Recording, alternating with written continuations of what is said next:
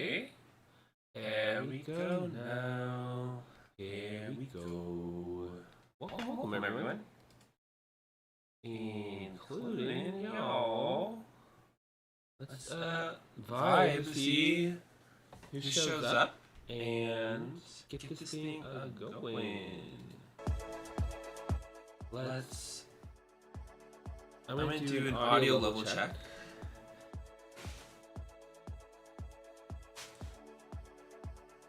So chill out with us. How's everyone doing? How's everybody doing?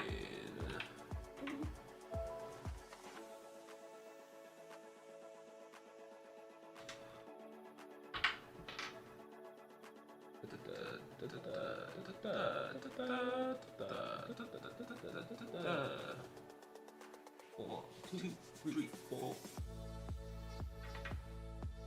Cool beans, yo. Cool beans.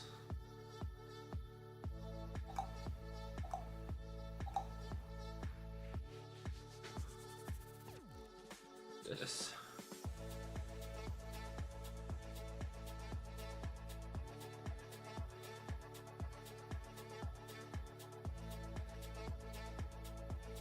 Hey yo, welcome.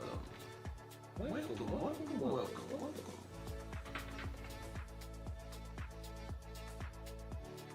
Okie doke.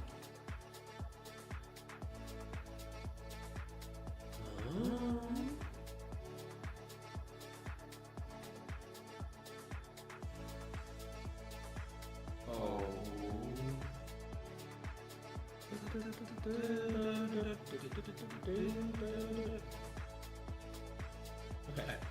So, audio check. Audio check with myself.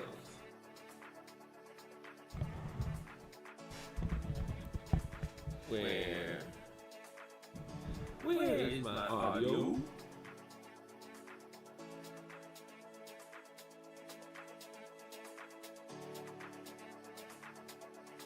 Double audio. I know how to fix this.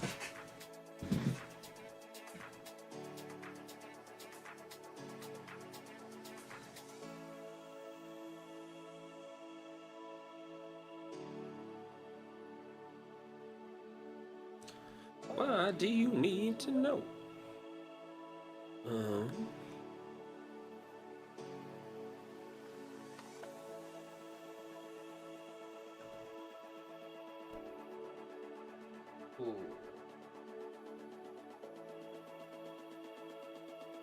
Okay, now we should just have the microphone audio.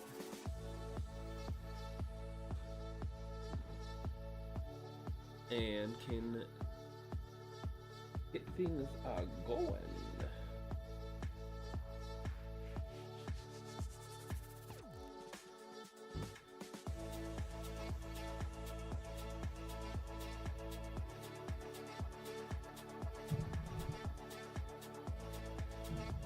Okay, I can move the microphone a little closer.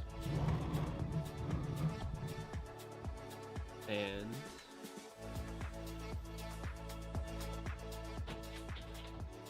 puppy. Stop it.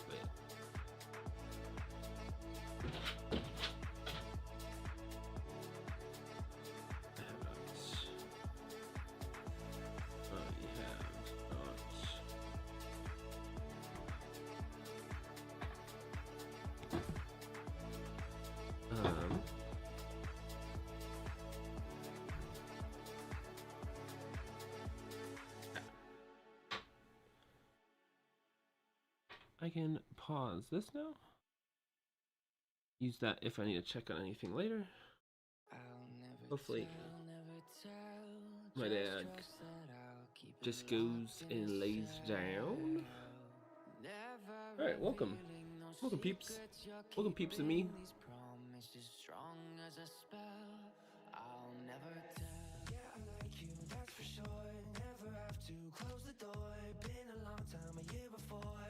This is Secrets by Ryzen. No copyright music. Thank you so much.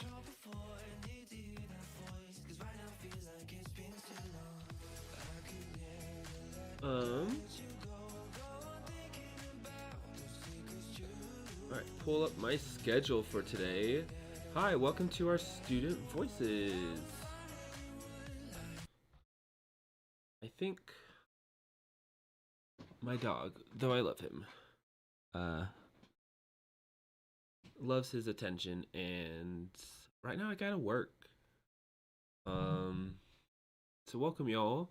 This is our Student Voices live stream, and this will be more of the introduction to what we have going on and presentation of what I think's a good way to incorporate students into the decision-making process, but even earlier on in that, get involved with the creation of new ideas and input around different changes to how the schools and district might work, as well as the values that focus on so that those in positions to make those changes know.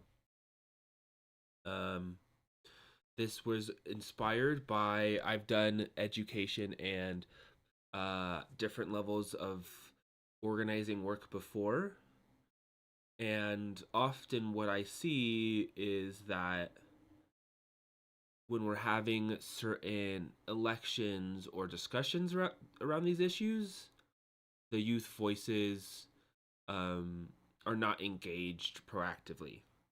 And so there's one thing to listen to youth that do show up, which I think sometimes doesn't happen either. But it's another thing to say that this is a priority and to put the energy into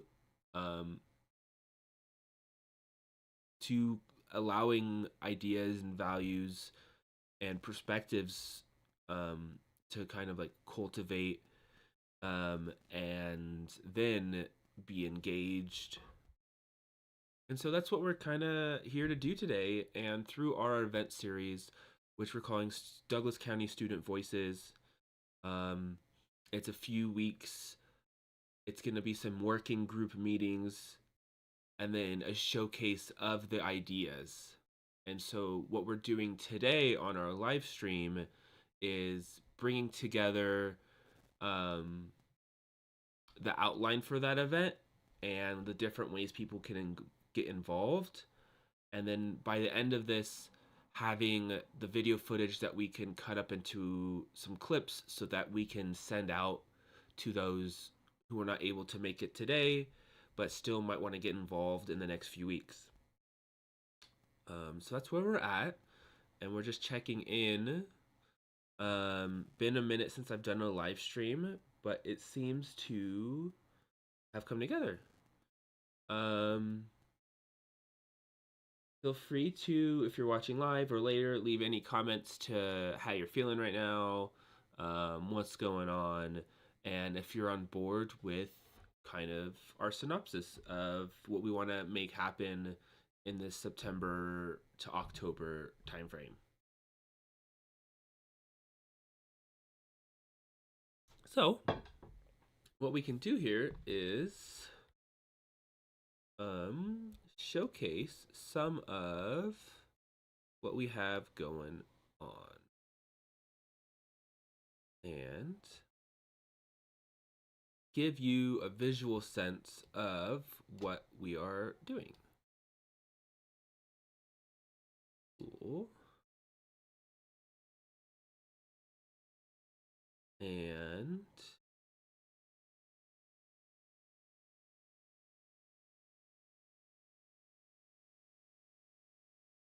if I push this button, it goes there. Here we go. Okay. Yeah, this was a poster and flyer we created for our event. We did a number of event posts, which is a good reminder. I made one for when we go live. So I need to go post that, you know, on it. And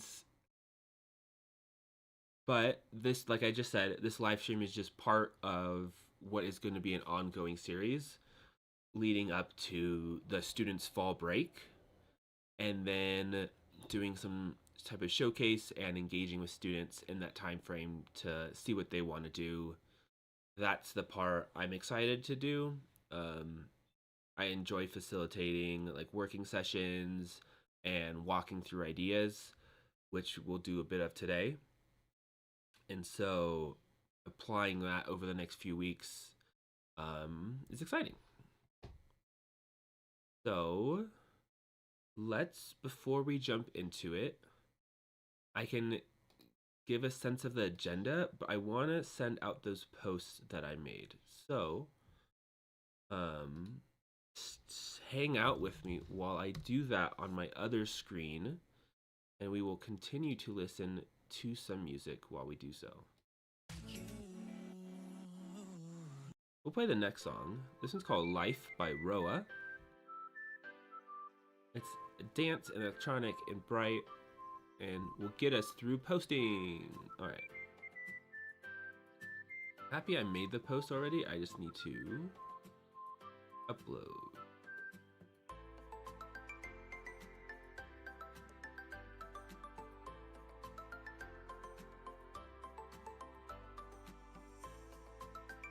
Cool. Going live to discuss our event series to lift up the voices of students and youth in Douglas County. Douglas County. Check in live or later on. Check in live or later to watch the highlights.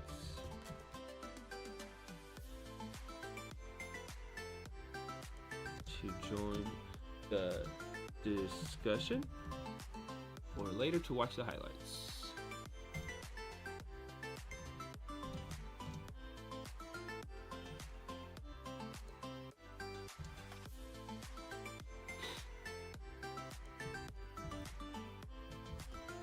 Okie dokie. Alright, post. Not now. Alright, gotta post this 2 more places.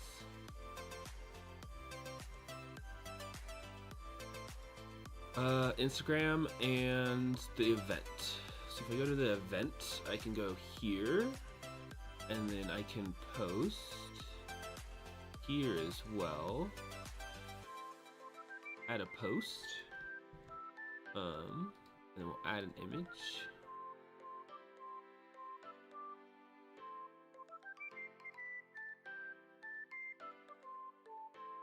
And we'll push post, and then I think I can do Instagram posts from my computer.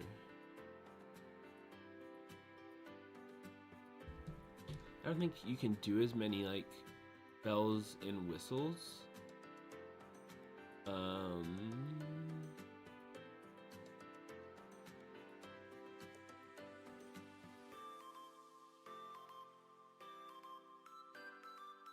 Okay, I'm not logged in right there though.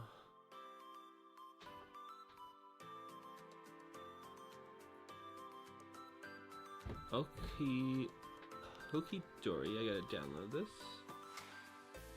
Luckily I'm not really entertaining anyone, you know? I'm pretty sure it would tell me, it says 1 watching now, and that's me, on my laptop. Okay.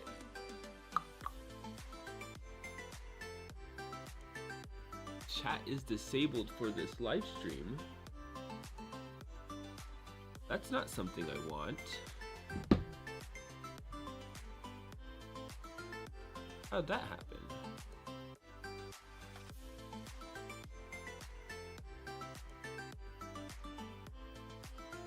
wasn't disabled for our last one.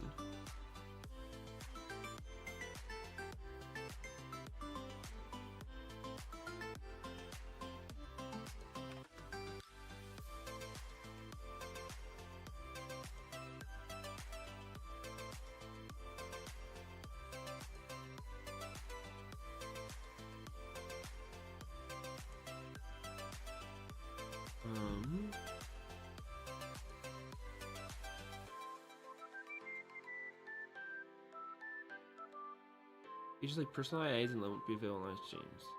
If I change this, does it change?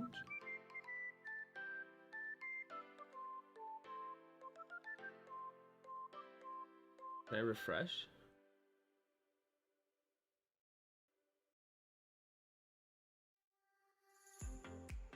Okay.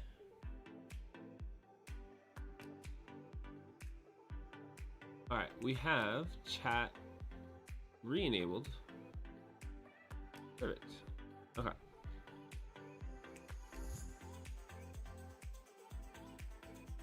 Alright, this song is Just Smile by Liqwyd, Liquid.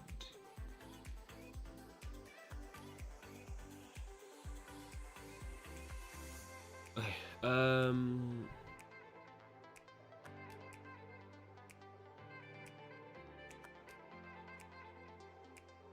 I need to go here, and then I need to go to this app to download it, or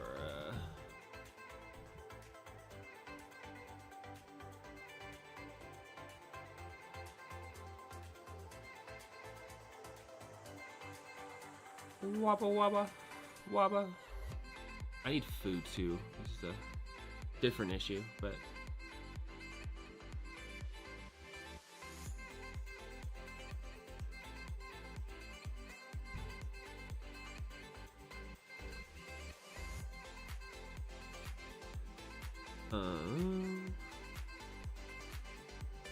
alright, download.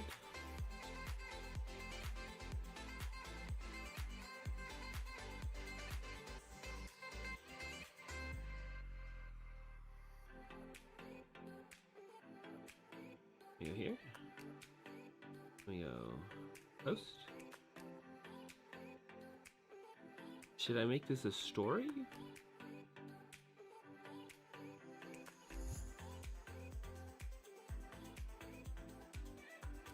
Dun, dun.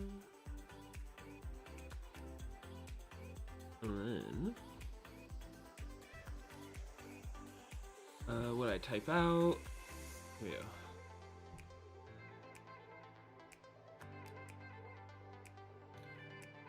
Discuss.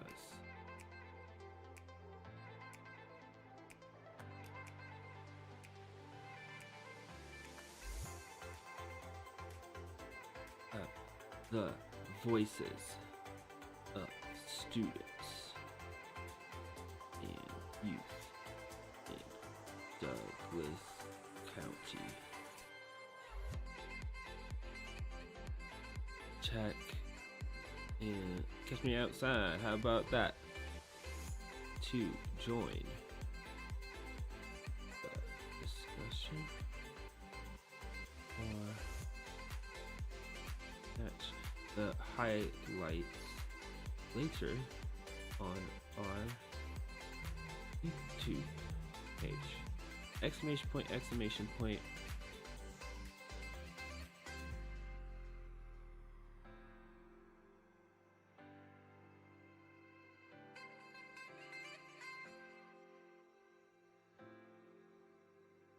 Hashtag streaming.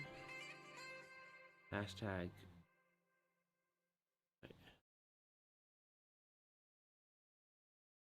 positive impact. Okay, we're gonna post that. Douglas County.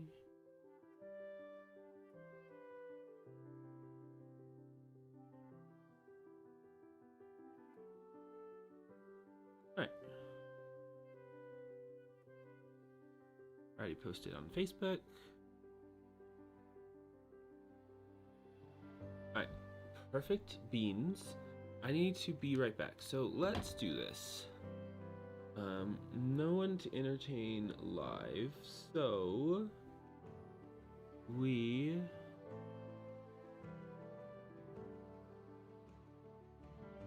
can go here.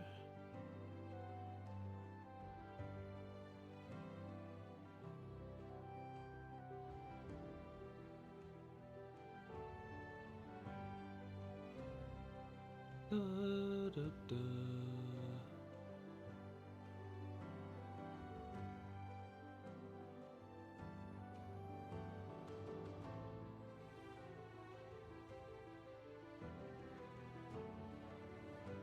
That's interesting. How this is like live now, but also add this one, so it's live now, double live now.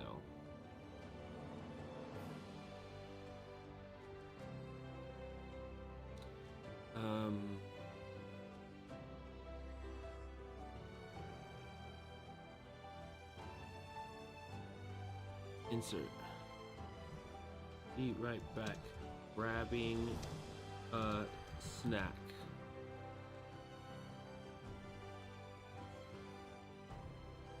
Most important thing when doing organizing work, stay hydrated. Second most important thing when doing organizing work, stay fed. So let's go like this. And if I go here, it says be right back grabbing a snack.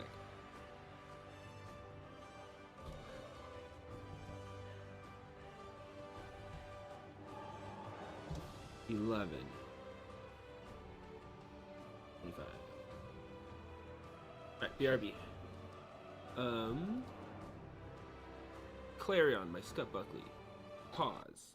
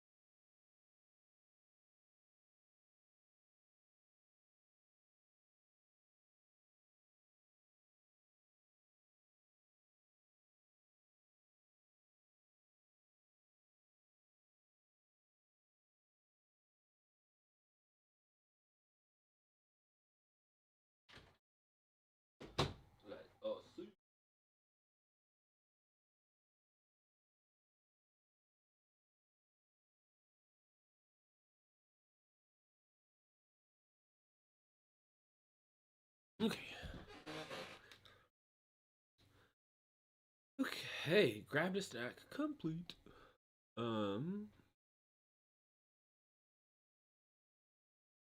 So where were we? Back to okay. Um, I kind of just threw some stuff together. Need to go grocery shopping, but that is life sometimes.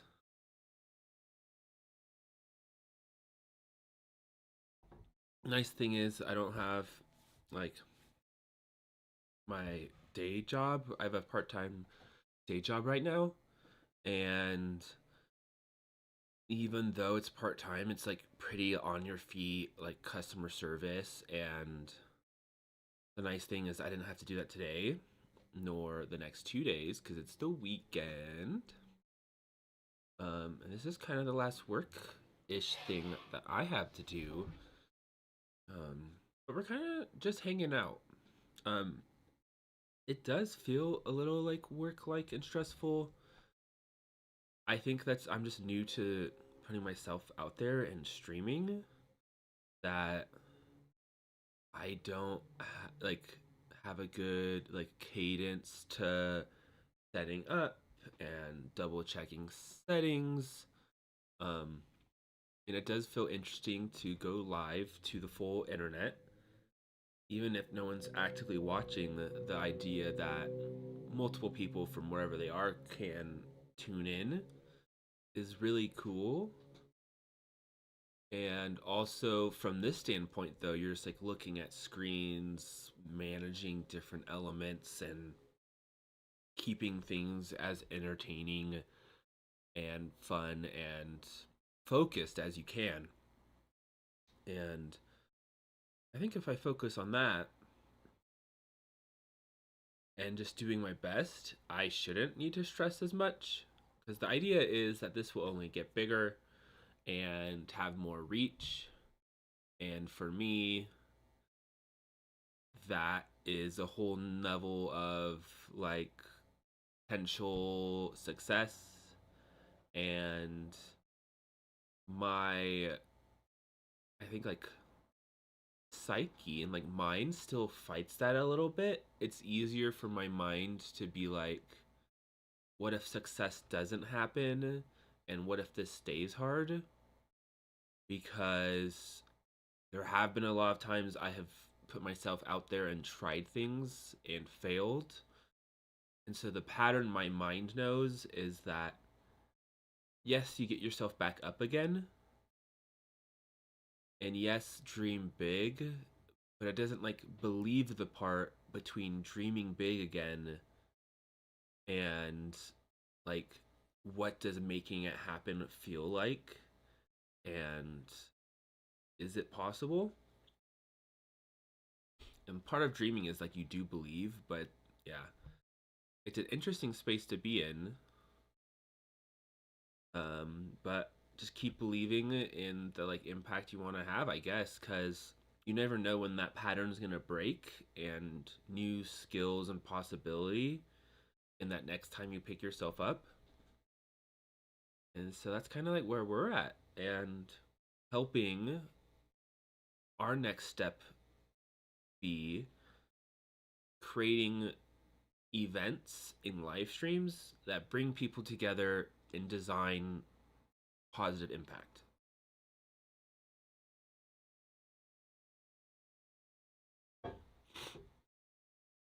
So, for some that are familiar with live streams, it is a format people often play video games, do just chatting, talk the news. There's a bunch of different ways you can have live streams or put together live streams.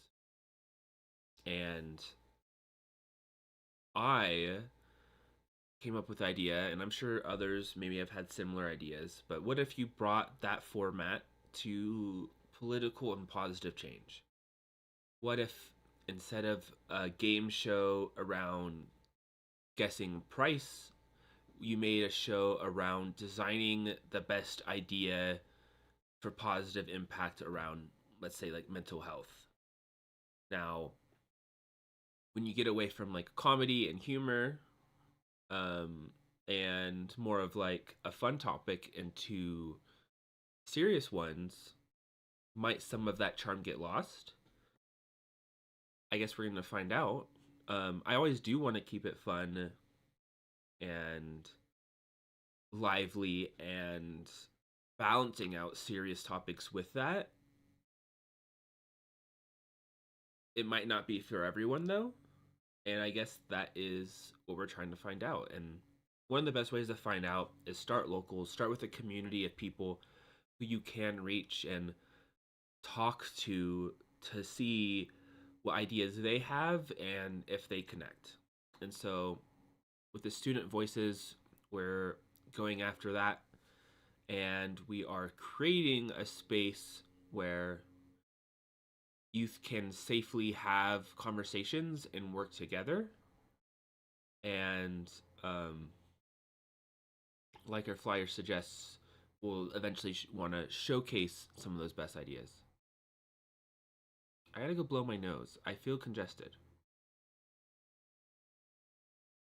And I want to be my bestest. Be right back.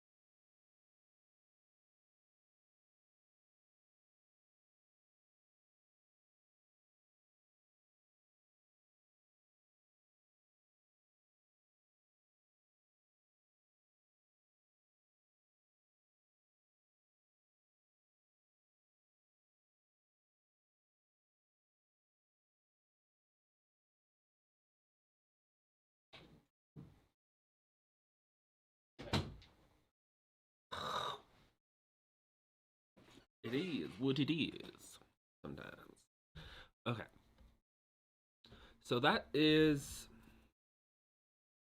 bringing live stream antics and possibilities to positive impact.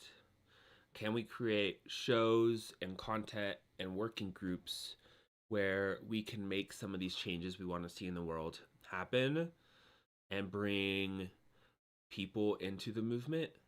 And people in the movement, how can we lift them up to better achieve their dreams and reach for those changes they want to see happen?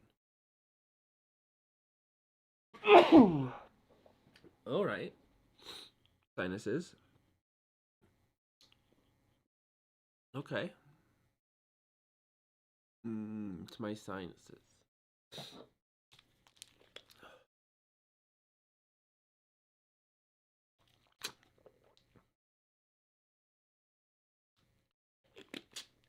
So, to do that, I've thought up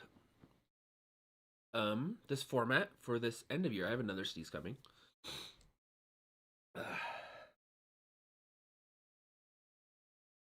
No, you're not. Okay.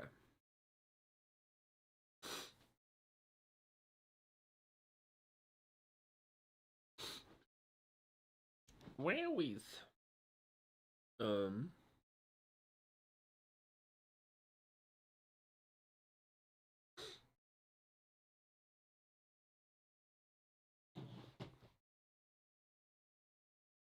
Wowies.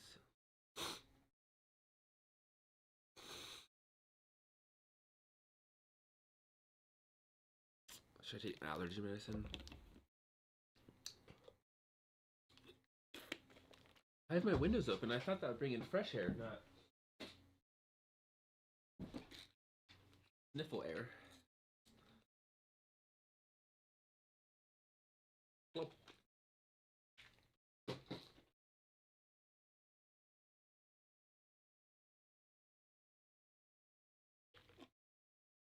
didn't get a chance to exercise this morning, which normally helps clear the passageways. I meant to actually get up about an hour earlier, 45 minutes hour earlier than I did. One of those times where your alarm goes off and you push snooze, and the app I use then just dropped the ball, because then I slept for another, my snooze was supposed to be 15 minutes, and then I woke up like naturally like 45 minutes later, and I checked my phone and it was like, you push snooze, alarm will go off again at 8:55. And then I look at the time and it's 9:20. And if that happened to me like yesterday, if that app didn't work, like that could have been serious trouble of like me being late to like work. And I'm like, I guess I go back to setting up a backup alarm. But it hasn't done that for me weeks. I have to blow my nose one more time. Maybe afterwards. Maybe afterwards.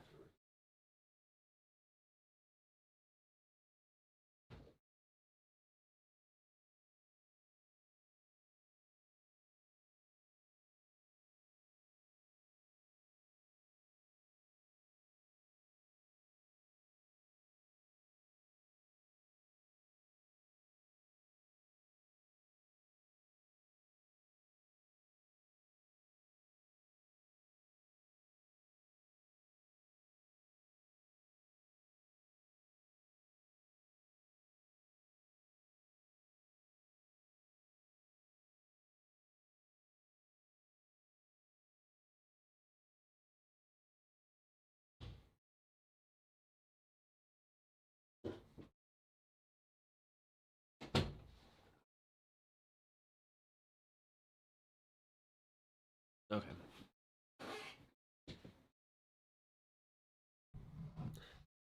Not my favorite thing to be congested while live streaming, but here we are, and I have some stuff I want to share that I've been working on. So this Student Voices event,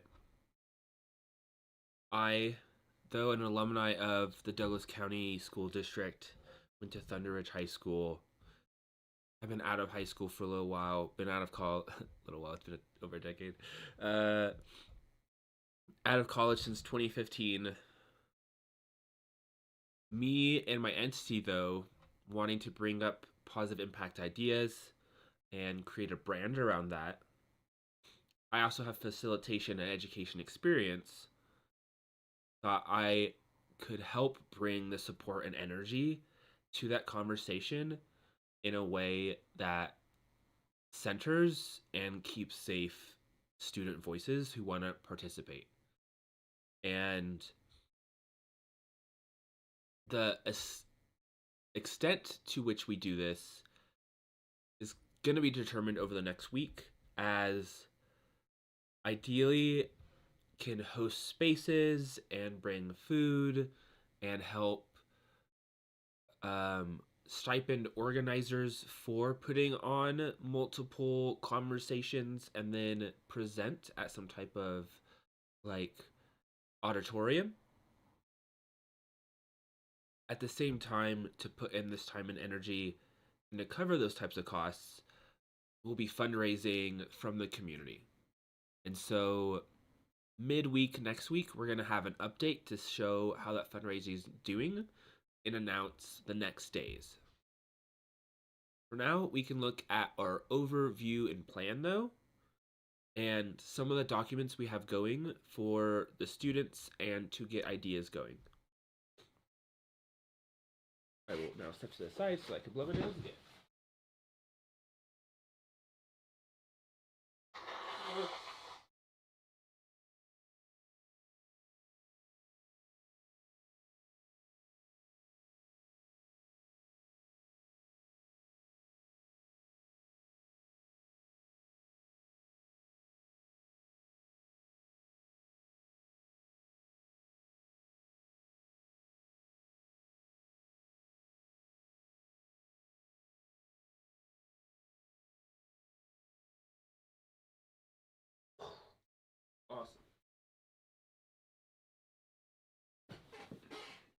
Man.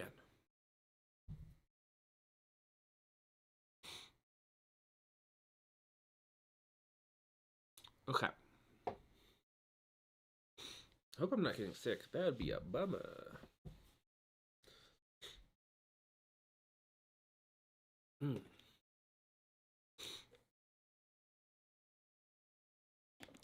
feels like just my allergies or like dry air irritation. Okay. So, we got our snack. Um,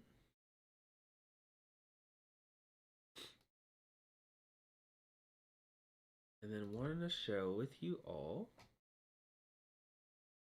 our documents for this event. So, I wanted to outline from the very beginning everything we plan to do and be fully transparent about some of the needs and the aspects still in progress, like fundraising and growing the students who are involved. Those are the two biggest needs, and we're doing some emailing and phone calls and more to be working on that. And then additionally, we have the outline, why it's important to support youth. And these are parts, if you go to our link tree, which is link, linktr .ee/community driven, and you click the Student Voices event outline, it brings you to this document here, which is where we're going to do our live updates and has the overview for this all. Starting today, we will launch and begin to showcase our plan to work with youth and students on perspectives and priorities they have for the district and its schools. Starting with that day and moving into October, we will host working group sessions and activities where students can reflect and build out their ideas. Then on October 13th, the youth will present the findings, ideas, and points of view the group finds is inspiring and important to share. Only youth that feel comfortable sharing will be at that event sharing, and we can work with youth in a number of ways to still get those ideas out there and work with those with the confidence to share ideas from the group. Supporting youth.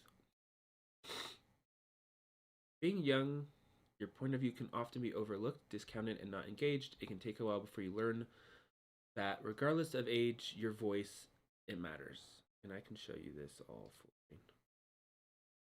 you.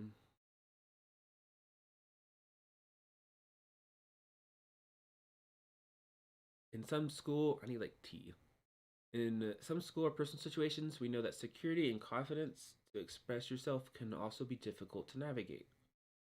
Our event series wants to work with and lift up youth values and ideas for change in a positive way that gets them communicating with their peers about different ways their voice can make a difference. Our focus will be on a safe and positive culture that allows youth to learn, grow, share, and be heard. And then I have the link to our student portal, which was this other document we saw up here, which we'll show next. Background around us. Community Driven is a social enterprise whose goals are to create momentum towards positive change through highlighting leaders and organizations making a positive difference, collaborating with others to expand important conversations, and bringing innovative, people-centered change to political and governance world. Our founder has a history of working in politics and education and believes that a voice often missing in the school board elections is from youth themselves. As a company, we can create content around what we do and know when working with youth, there are additional layers of care that need to be engaged. If interested in supporting us on this mission, we have a fall fundraising toolkit and goals so we can properly engage, feed, and lift up youth voices before the upcoming school board elections. When candidates say kids first, let's make sure the kids agree. We could go over this guide here shortly, but it lists practically a fall to winter budget around events. Not only this event series, and it breaks down this event in there. It also has in there other events and content creation want to be making, and as part of our goals for fundraising.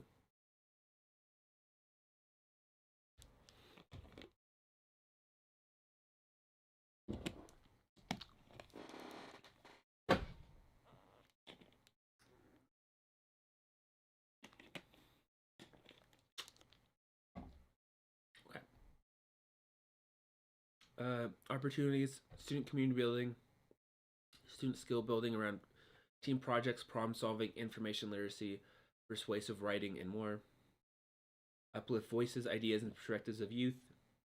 Get a youth opinion on school board happenings and direction. And then all ages coalition building, conversation, and engagement across the county.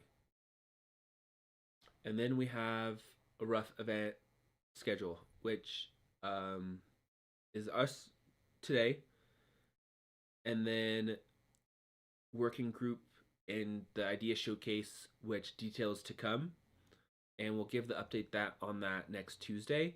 We have a little bit more scheduling to do as well as fundraising before we get a sense of all we can do in the next 3 weeks.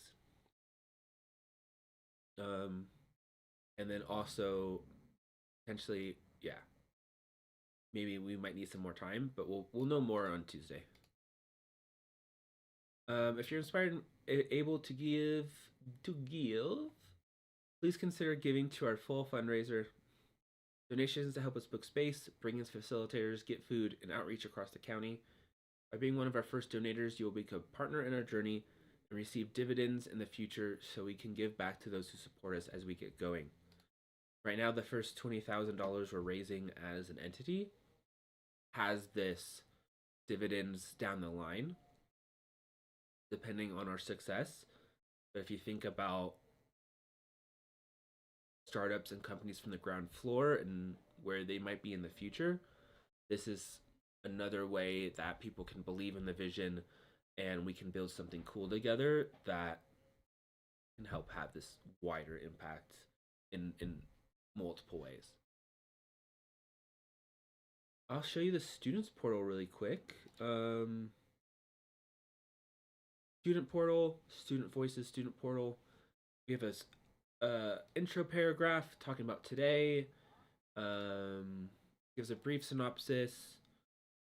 I have the longer event overview in here, as well as the links back to the general documents, so that youth and students have the full perspective as well of what we're up to. There's no parts of it that we're not like being transparent and open about.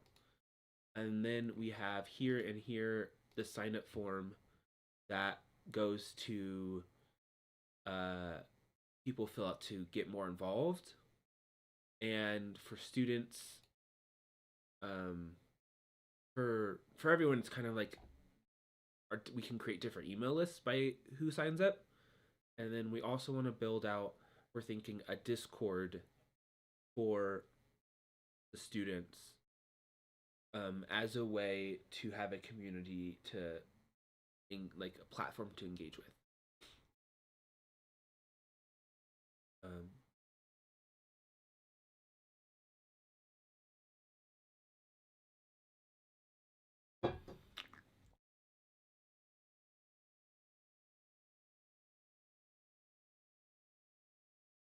All right. What else do we have?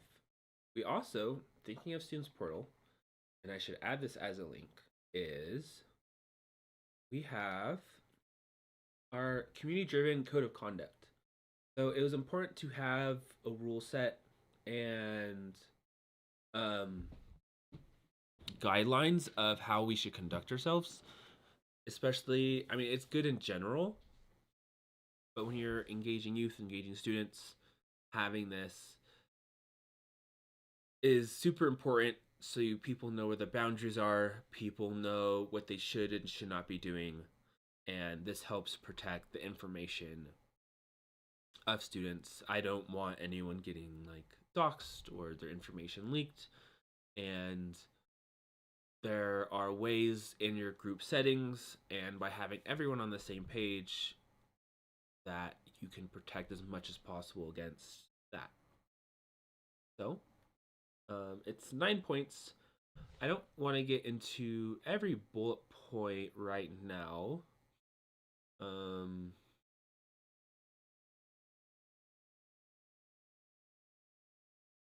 But we'll get into the different categories. So this is our community-driven code of conduct, youth organizing and internet behavior rules. Youth organizing is a powerful force for social change. It empowers young people to advocate for their rights, work towards positive change, and create a better world.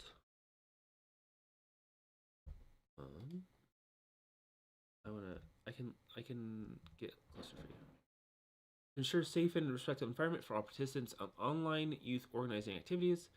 We have established this code of conduct and internet behavior guide. All right, first point, respect and inclusivity. Is treating everyone with respect and dignity, regardless of their age, race, gender, sexual orientation, religion, ability, or background. Embrace diversity, create an inclusive environment. Constructive communication, privacy and consent, accountability, cybersecurity and safety, constructive critique and feedback, collaboration, authenticity, and solidarity, responsible use of social media, reporting violations, and then consequences for violations.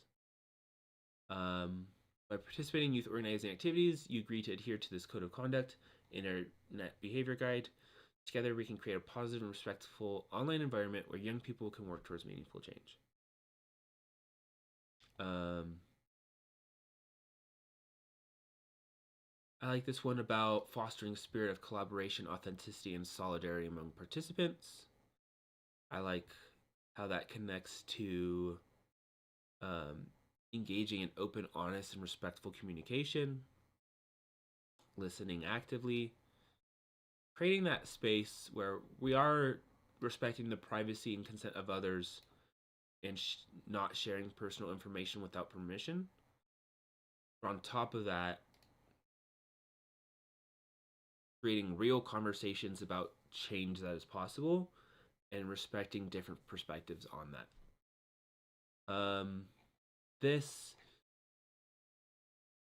I am open to adding things to this. So if you see that some topic is missing, feel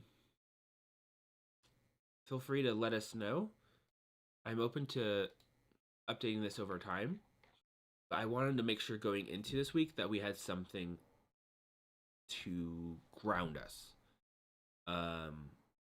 And I'm happy with the outcome of this starting code of conduct.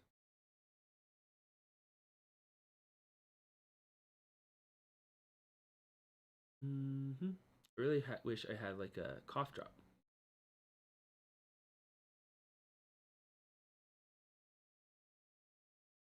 A cough drop. A cough drop. My dad might have one in the office. All right. Any place, any part I feel like I haven't got to yet. We're gonna run through an exercise, but event-wise, we have the students outline, the students portal. We have the full event outline of what we're trying to accomplish. We have our code of conduct. The kind of roles besides, I mean, anyone in helping put together positive impact ideas will be accepted into the group. For those who might be interested in taking more on, looking for event assistants, Um, for those that might want to help plan and facilitate, not just working groups, but our online Discord. And I am open to having these be stipend positions and um, giving back in some way, uh, especially if our fundraising we meet our goals. And we'll be focusing more on that for myself in this series between now and next Tuesday. So, but, so, but, so if those kind of roles are interested, let us know. And, yeah, we'll have to talk more.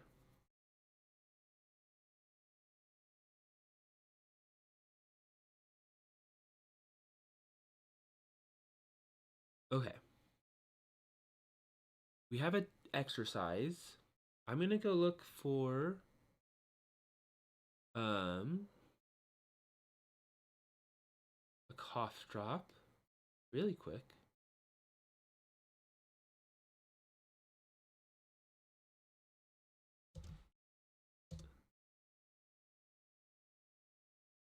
And then activity. We're doing an activity.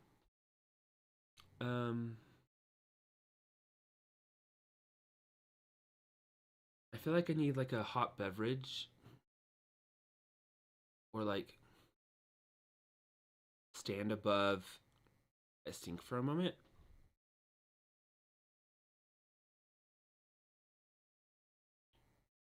All right, I'll be right back. My viewer.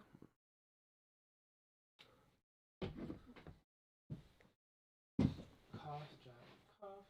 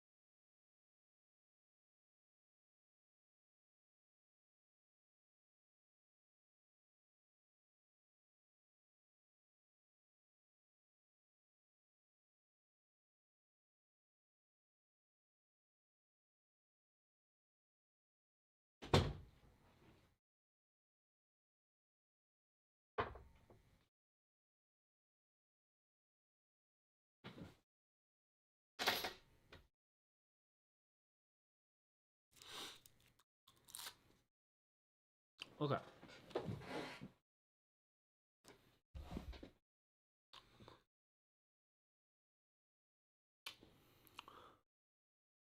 All right. Sproutly hibiscus positive energy tea.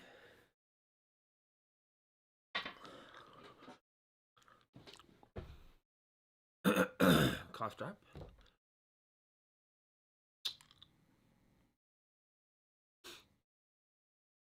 Got my tea, my water. Got y'all, and I'm back. We are back. Our tea is steeping. Timer 6 minutes on the clock.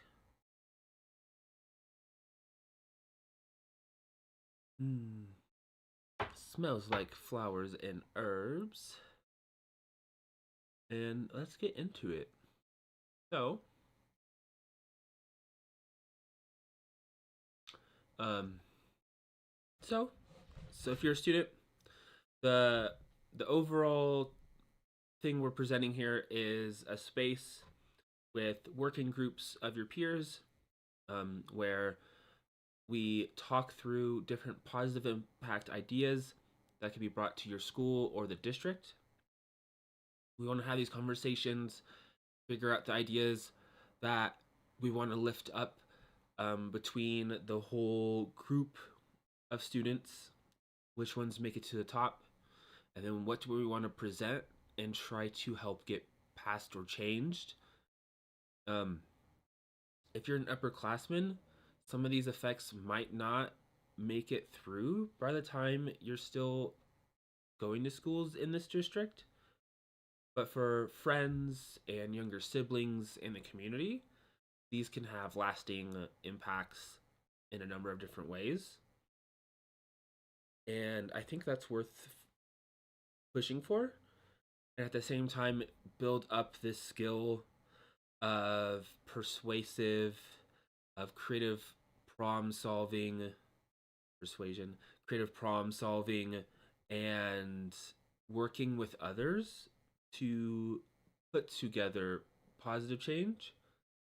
And so with that, you're able to do much more too over time, and is a skill that can help you in your day-to-day life. And so we want to start the brainstorming around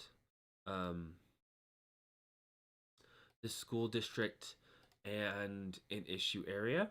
And so the activity we're going to do right now is we're going to create a positive impact brief where in a number of short details, just a few slides or through a document, however you want to present it, putting together the main aspects of your idea for change and what goes into it.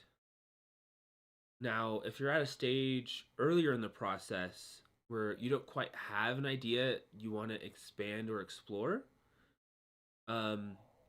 you can start by doing some early brainstorming on a space in education or growing up that is important to you. And by brainstorming a few of those, can get down to more specifics of a problem that needs to be solved or a solution that can make something better. So we're going to bring up a blank presentation, Google Slides.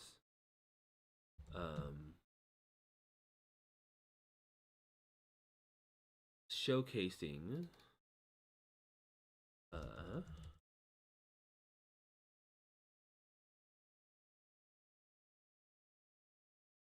this will be on our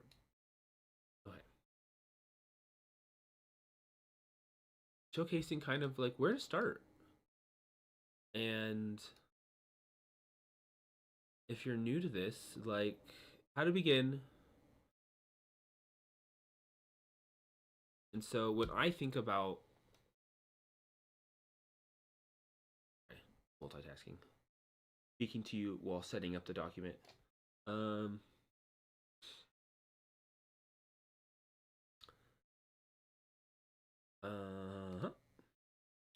That one.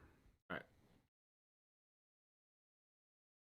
So overall, we're looking for positive school or district change. With this here, we're going to bold it. We're going to put it at the top. That is our guiding light through this, is coming up with ideas for a positive school or district change, and then eventually sharing those ideas with others and getting a pool of these ideas, and then working on some of the ones we feel most passionate about, and then getting to see what school board candidates and people think. That is another part of this that isn't necessarily connected to what we're doing today, but is part of what is possible near the end.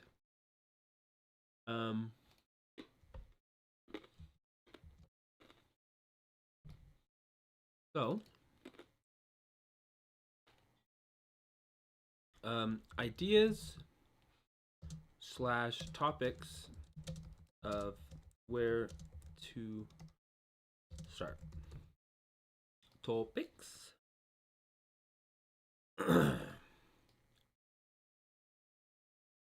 So what are different passion areas? What are different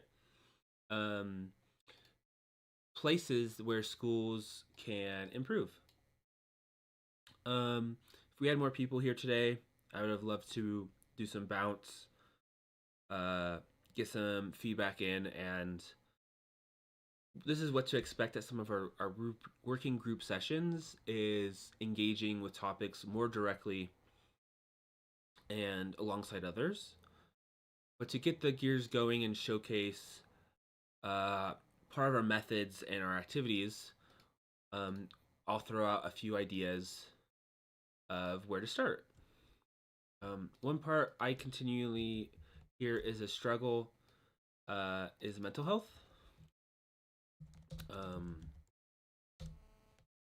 Been let's gonna turn to this. I'm gonna go this. Mental health. It is ongoing struggle for many.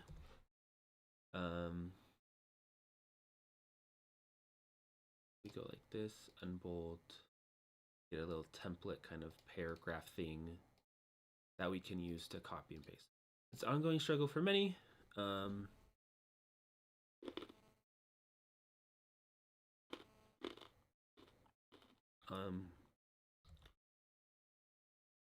Multiple ongoing struggle for many. It goes anxiety, stress, depression, and more.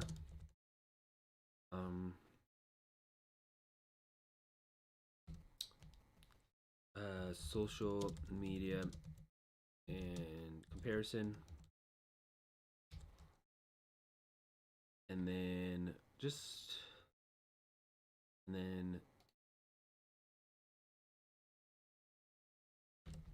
COVID years have made socializing harder.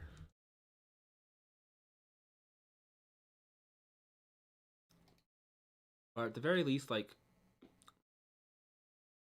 I mean, yeah, I think a lot of us have missed out, and our social skills have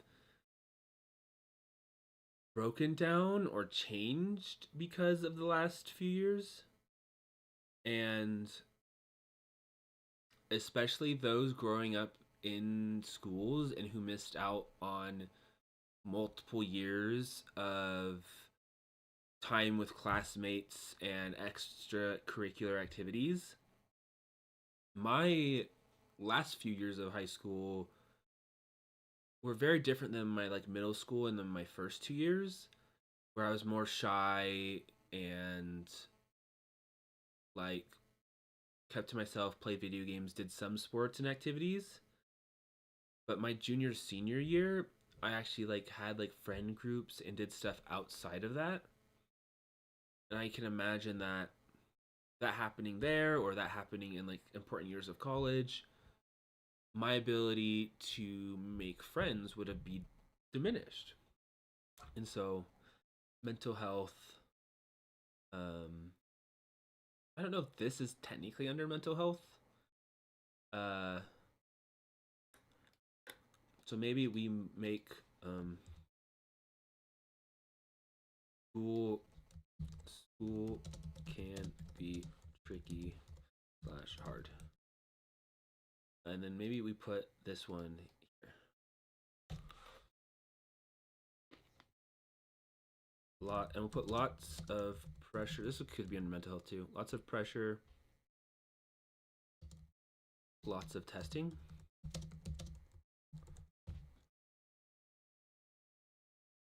This is kind of like a subcategory of mental health. And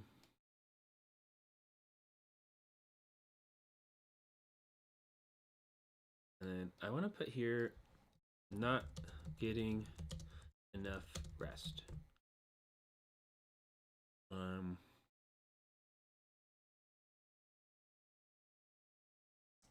That definitely affects your mental health. Schools can be tricky and hard.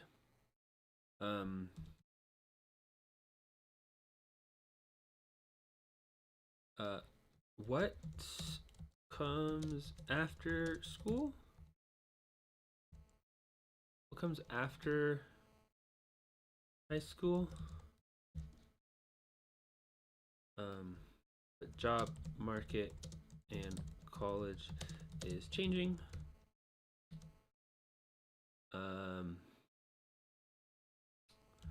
Does high school set people up for career? And what is next? And then what's anything else I struggled with? Like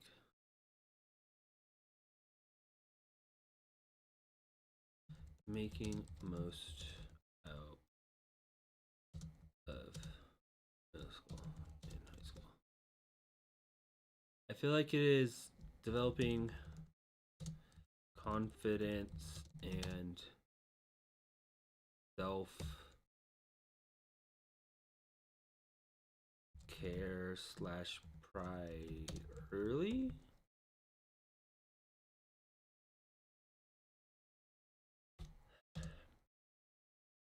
Early?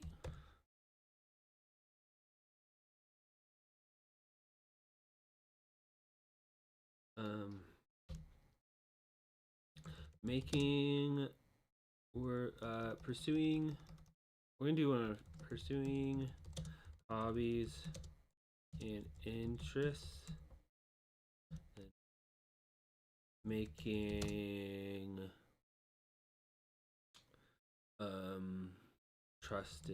trusted and being trusted friends. Okay, that's kind of like, I know there's much more from that high schoolers are dealing with, and schools in particular could have different classes, class structures,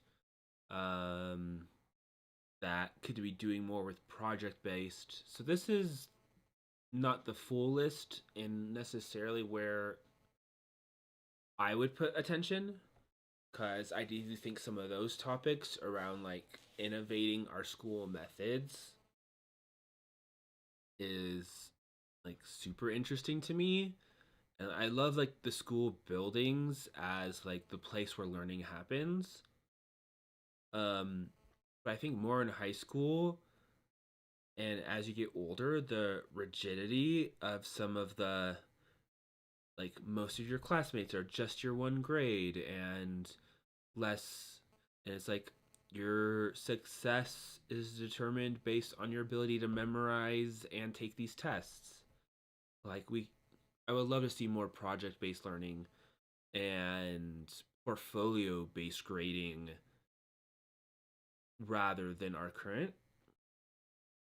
But this was just a brainstorm on what kind of solutions we might be able to make. And so maybe online class around making the most out of middle school and high school would be amazing to complement people going through the current structure right now, and in the future can do more of a revamp. But maybe the solution right now is just some extracurricular activities that help develop important social skills, or mapping out your years after high school. For today's activity, and something that I think, because my mind goes back to this mental health one, and what can we do to make schools, like kids and students in schools, like healthier, happier, and less overwhelmed. And I think really not getting enough rest and the current structure of how school's set up, it doesn't work for everyone. And some studies show that even on like averages and what are simple things we can do to improve mental health, even pushing back the start time of schools and certain grades has a big impact in this. Um, so we've kind of done our brainstorm phase. We've come up with ideas / topics of where to start. And now that we have that, we're going to focus in our positive impact brief on one of these. And so we will focus in on mental health.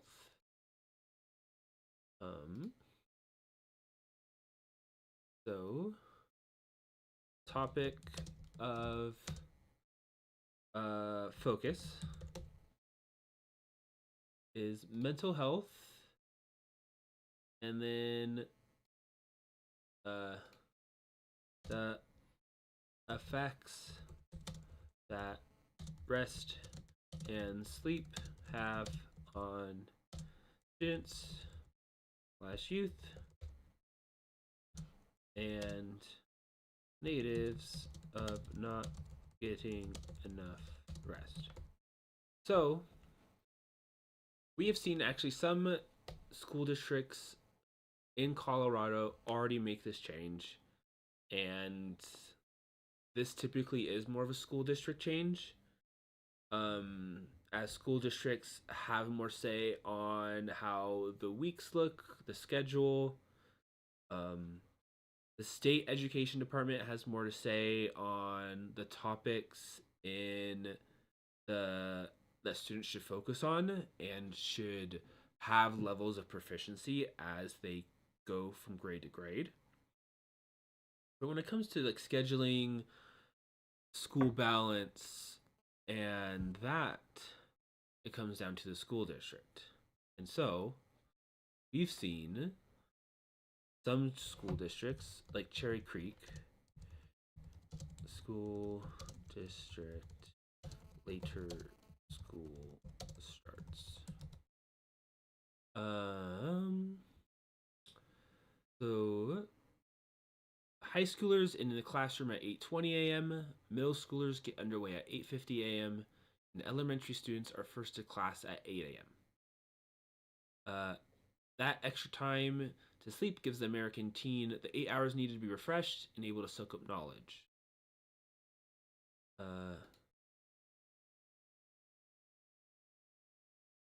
New research. I'm just going to pull up a few articles we're going to look at together.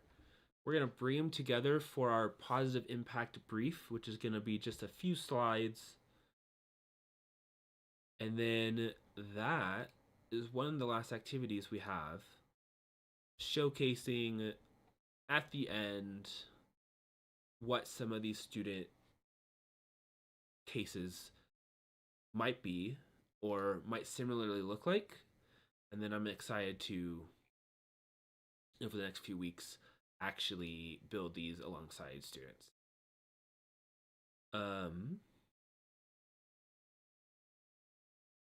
Okay.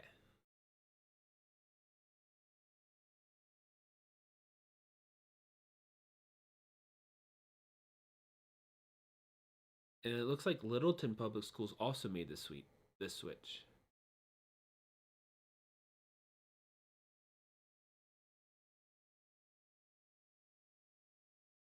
Okay, so that's an article. That's an article. Sleep impacts on students.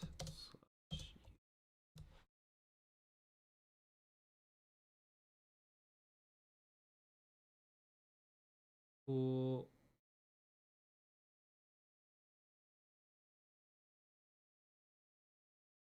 All right, 4 articles. We're going to look at these together.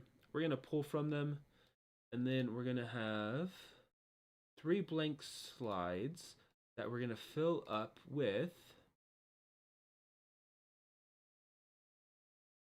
our positive impact brief around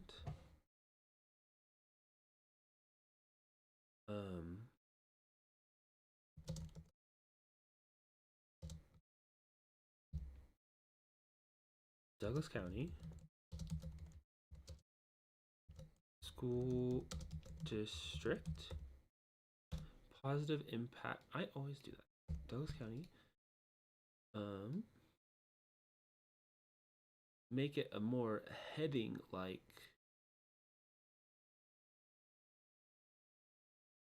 Sure. Brief, and then we're gonna go enter.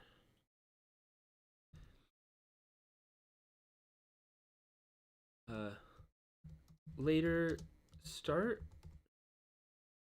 equals more sleep, which equals better increased mental health,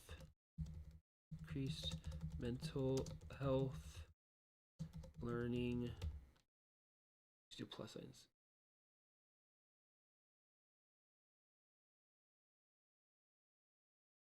Later start equals more sleep, which equals increased mental health, learning, and student outcomes. We're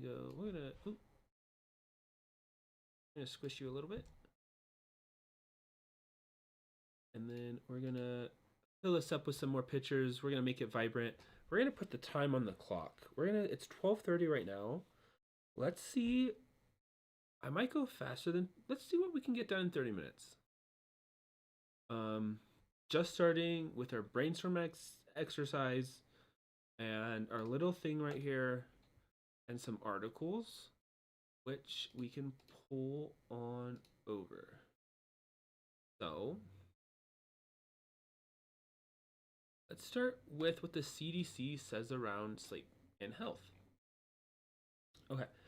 Adequate sleep contributes to students' overall health and well-being. Students should get the proper amount of sleep at night to help stay focused, improve concentration, and improve academic performance.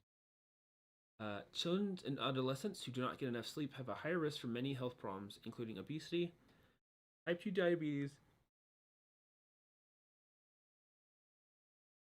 Okay, we'll do that one more time. Children and adolescents who do not get enough sleep have a higher risk for many health problems, including obesity, type 2 diabetes, poor mental health, and injuries. They are so more likely to have attention and behavior problems, which can contribute to poor academic performance in school. There's a teen sleep study. Sleep, mental health, and schoolwork among U.S. high school students during the COVID-19 pandemic.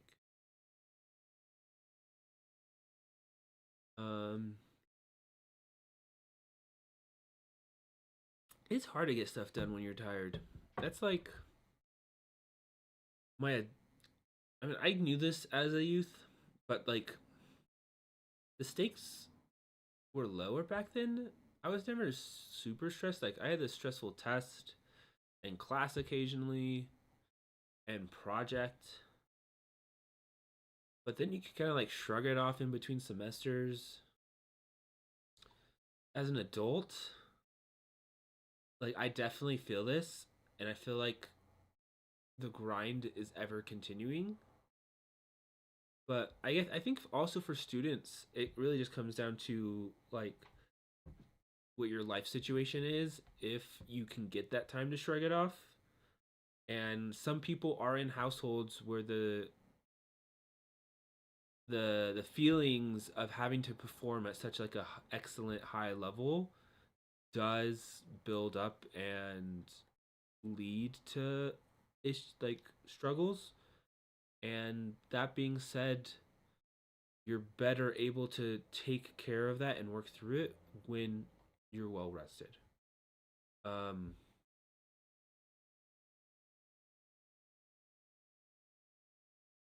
the data from 2015 shows that a majority of middle school and high school students report getting less than recommended amount of sleep for their age. And it says what schools can do. I kind of want to just take this,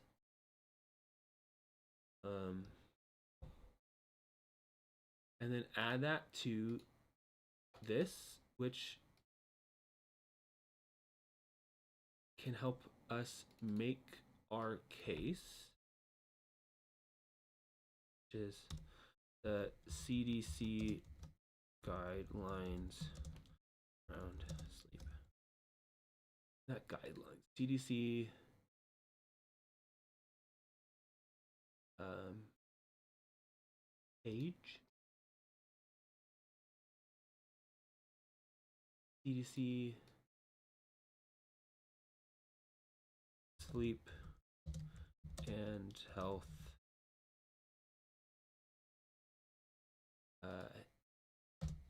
impact. Um,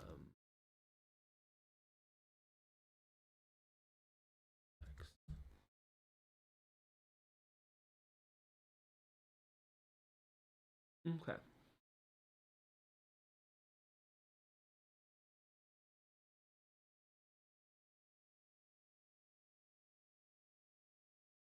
And this is another thing saying that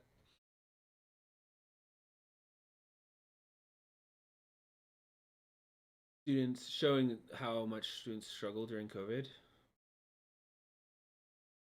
increased difficulty doing schoolwork, slept less.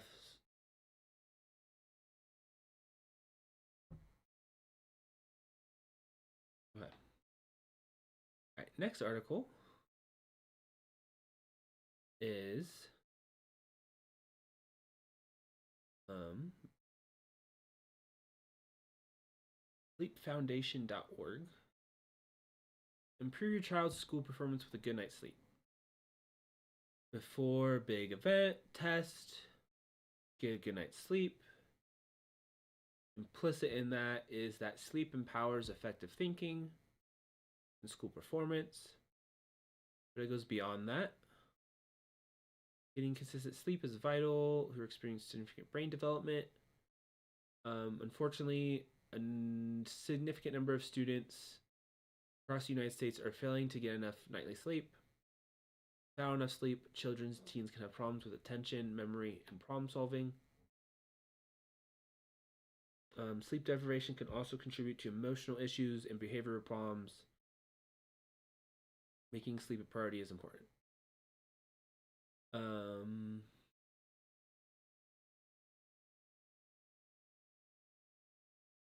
60% of middle schoolers and 70% of high schoolers report inadequate sleep on school nights. Can I save this image? Snack. That'll be great for our brief.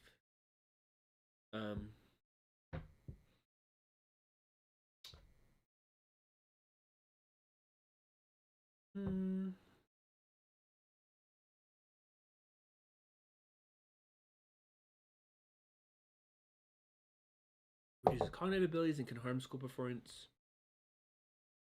Decreased attention, impaired memory, slowed processing, worsened sequential thinking, reduced creativity. Makes you sleepier in the day, poor decision making, aggression, irritability and mood, hyperactivity, depression, and anxiety. Okay, so this is like everything we don't want to happen to students, and we want the opposites to be true during the school day.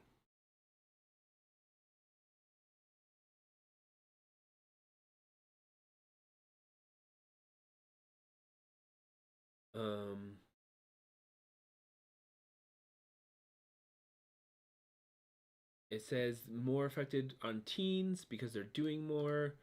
An average nightly sleep decreases by 40 to 50 minutes between the ages of 13 and 19. There's a biological change to their sleep timing that begins around puberty, which pushes back their internal clock, often by around 2 hours, making teens inclined to be night owls. So I've heard like other aspects of this too, where it's like, yeah, it makes more sense when you're like younger to go to bed earlier and get that additional sleep you need. But typically, too, teenagers play a bigger role in the household, which can keep them up later. Biologically, that makes sense if the teenagers, as they step into that older phase, are doing more and so need to be up later to help manage the house. And then some of the different reasons.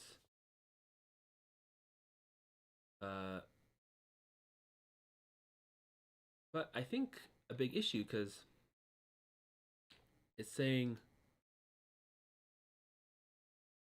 that their biological clock tends to lead more night owly from the adolescent stage. But Douglas County, as a school district, the older kids have to start even earlier.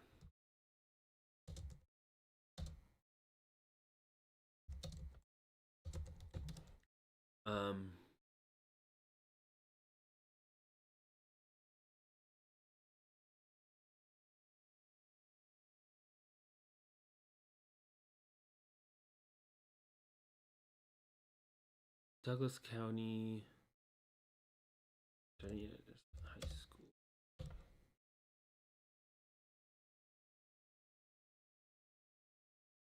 It's a different Douglas County.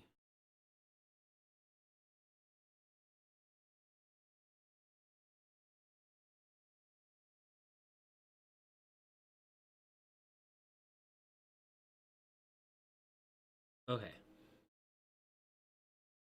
So,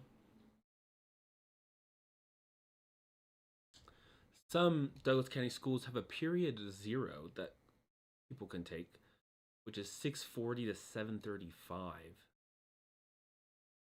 And then period 1, which starts at 7:38 to 9. 7:38 normal start, whereas some districts have that at like 8:40, 8:30, which is that's like an hour. It's 40 minutes to an hour. That is impactful.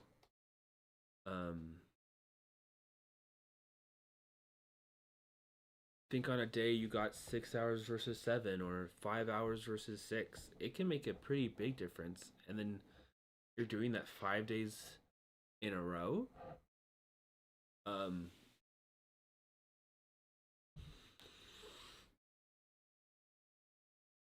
And then you're getting out at 2:55.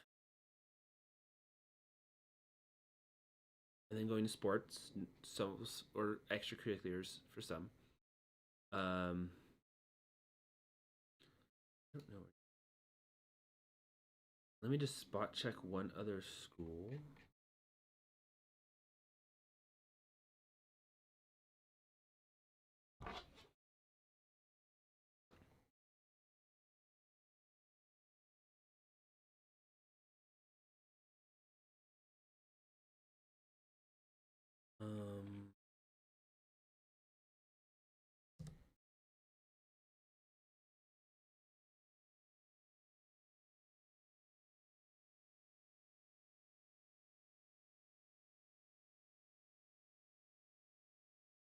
Maybe this has their bell schedule on it. Yay!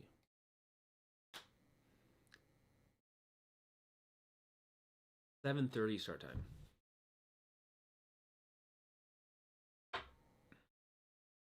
$7:30 to 2:45. That's a day. So, okay.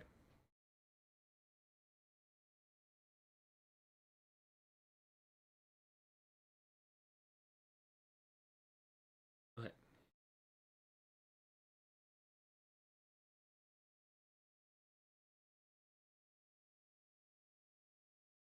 Currently start / high school start at 7:30 to 7:38.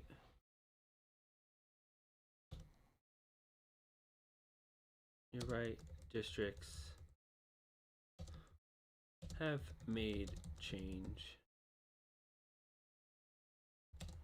to go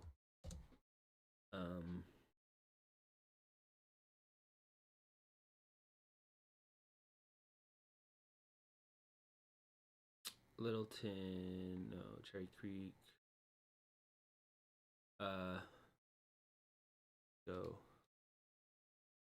8:20 for high school and 8:50 for middle school.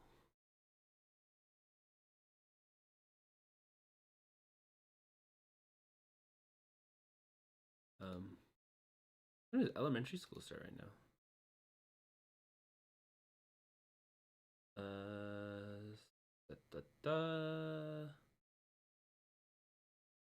How am I doing on time? 15 minutes. Federal.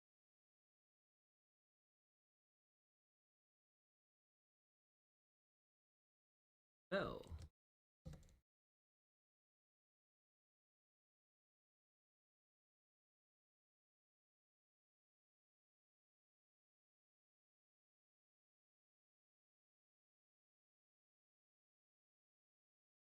And elementaries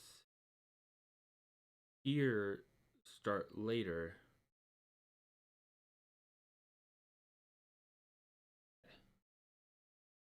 Less worried about elementary schools, even though I think they could be moved to be a little earlier because young kids are up earlier. I don't know what the best way to make that balance is because of buses and whatnot. Does there need to be time for high school buses to then transitioned to elementary school? I don't know if that's how their bus system works. Um,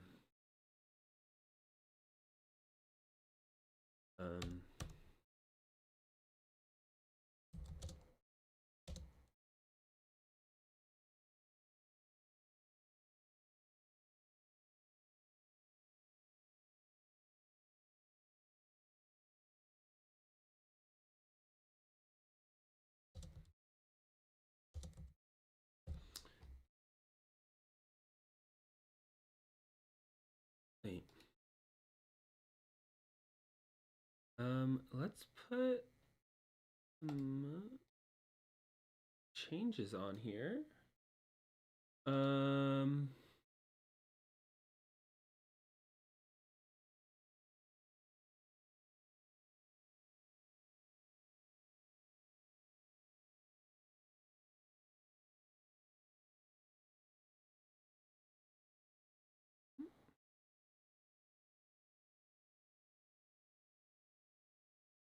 And then the color, this one.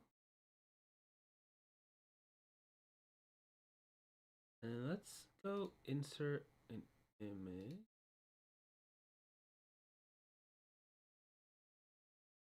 Dun dun dun dun dun dun. And you see me going down. Where's some of my pictures of mountains?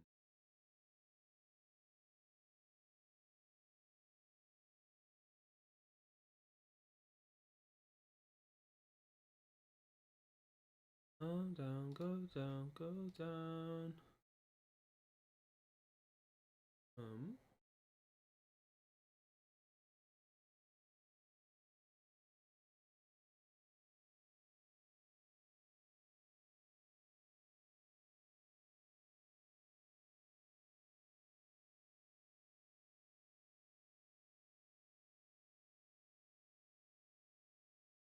I have so many pictures of the mountains, and yet none on my computer.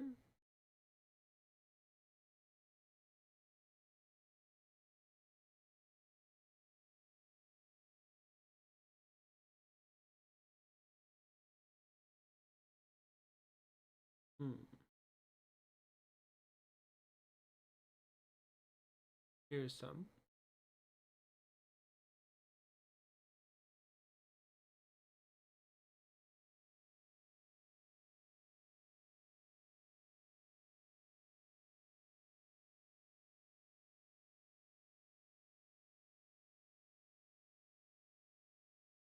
Um,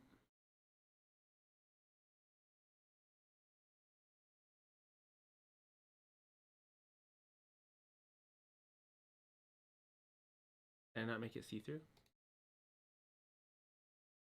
Make that opaque. Or not, you know. Sometimes we just can't have what we want. That's fine. Uh-huh.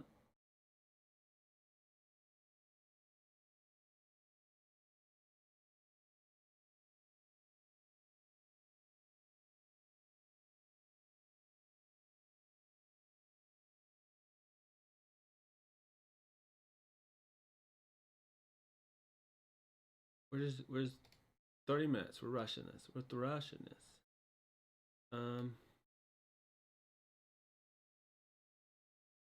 I like this square. Let's bring this square to the backgrounds of all of mine. Perfect.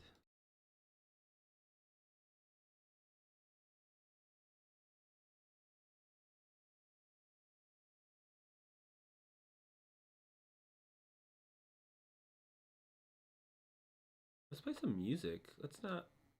No need to.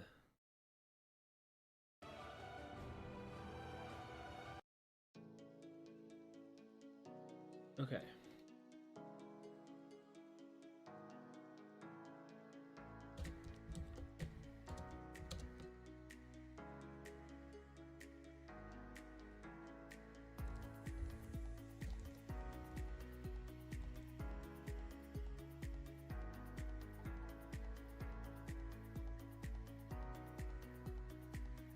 Okay, we still have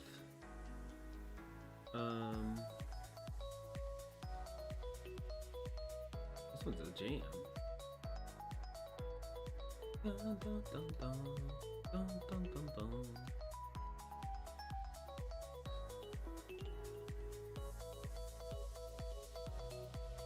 Okay. New Colorado research shows pushing back school start time increases sleep for families, teachers. So we have this news video.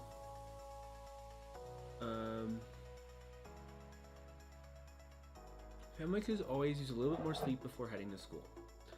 11 News spoke with pediatric sleep psychologist and researcher at National Jewish Health, Dr. Lisa Meltzer.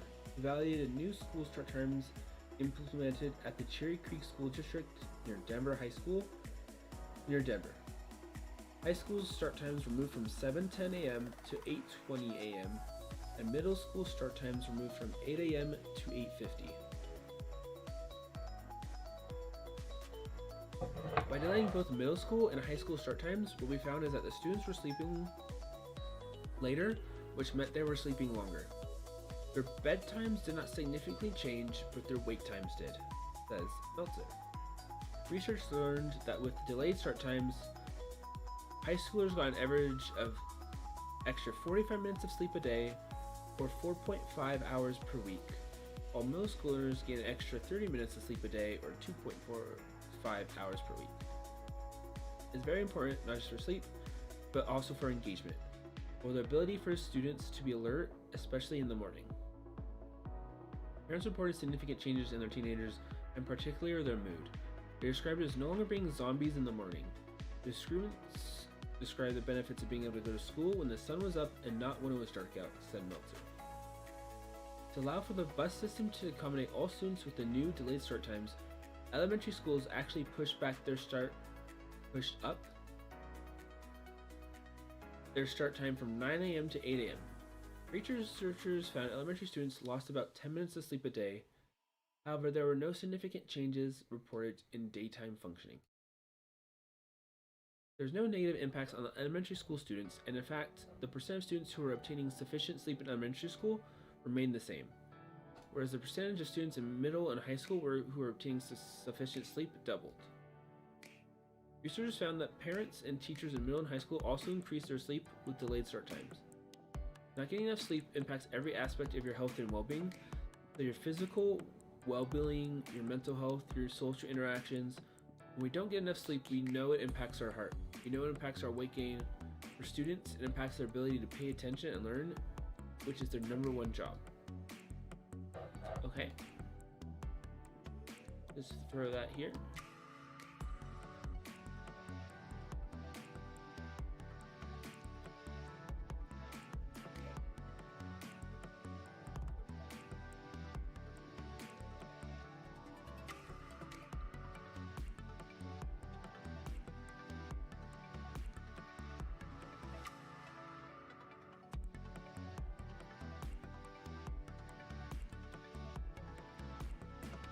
I like this. To be copied. Perfect. And then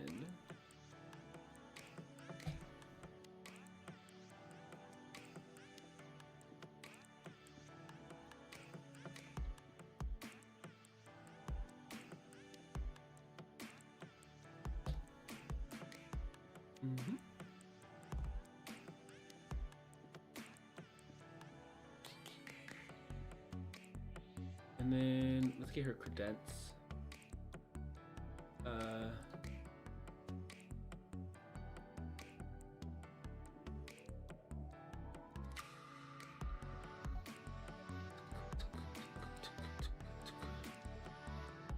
This is Stardust by Jay Someday.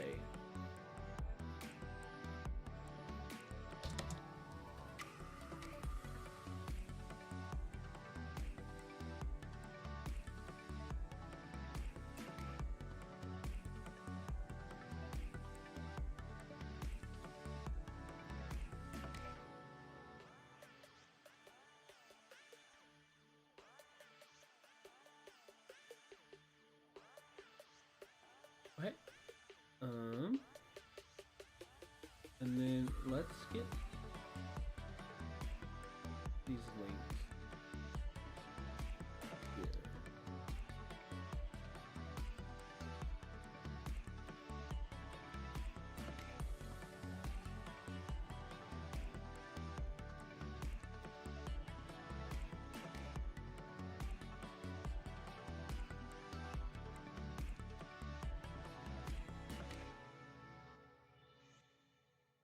Yep.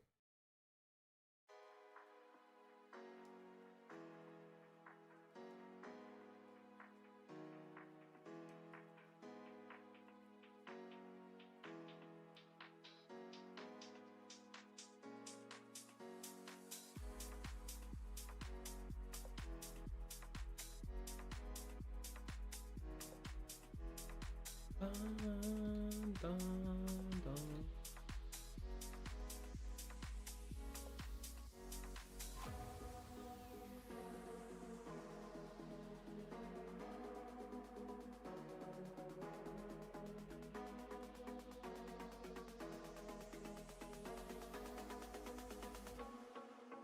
Perfect.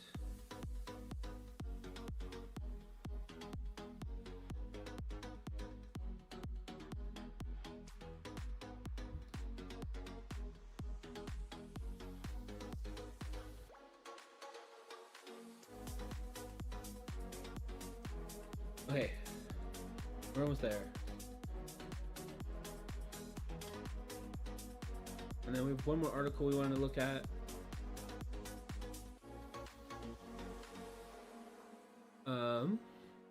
Okay. Curriculum students get boosts from later start times.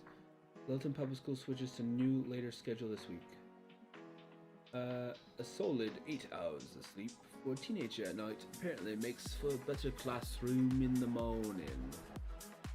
So, preliminary results show that moving high school start times in the 55,000 student Cherry Creek School District more than an hour later is producing better rested and more engaged students, according to a slight top sleep researcher.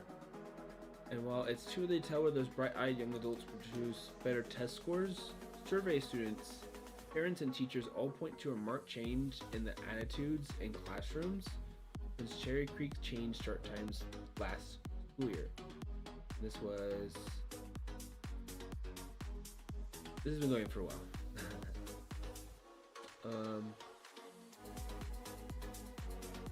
I don't know how many kids in high school have come up to me and told me, "You've changed my life." Extra hour of sleep made mornings much easier for the 15-year-old son of Chad and Tanya, who are teachers and coaches in the district. Before there were some anger issues, but it's a lot smoother in the mornings now. He's more focused and ready for the day. But before the school board made a change in March 2017, high school students had to be at their desks by 7:10, while middle schoolers got to school between 7:50 and 8:10, and elementaries at 9.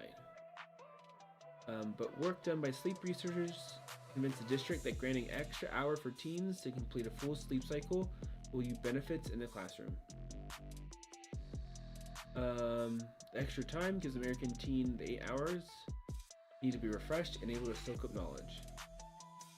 You have kids staying up about 13 minutes later at night, but sleeping an hour longer in the morning. They're getting the sleep they are needing. He said, "Of course, we're always here. Well, just take away their cell phones and make them go to bed at 10 p.m., but it doesn't work that way. That is because sleep is largely governed by melatonin, a hormone released by the brain that controls the internal clock and prepares the body for sleeping," said Lisa, an adolescent sleep expert at National Jewish House who studied the switch at Cherry Creek and produced the district's preliminary findings. During puberty, the timing of melatonin release is delayed by up to 2 hours. This makes it nearly impossible for teens to fall asleep early, Meltzer said, and is especially difficult for teens to function in the morning hours, such that when we ask a teen to wake up at 6 a.m., that's likely an adult to wake up at 4 a.m.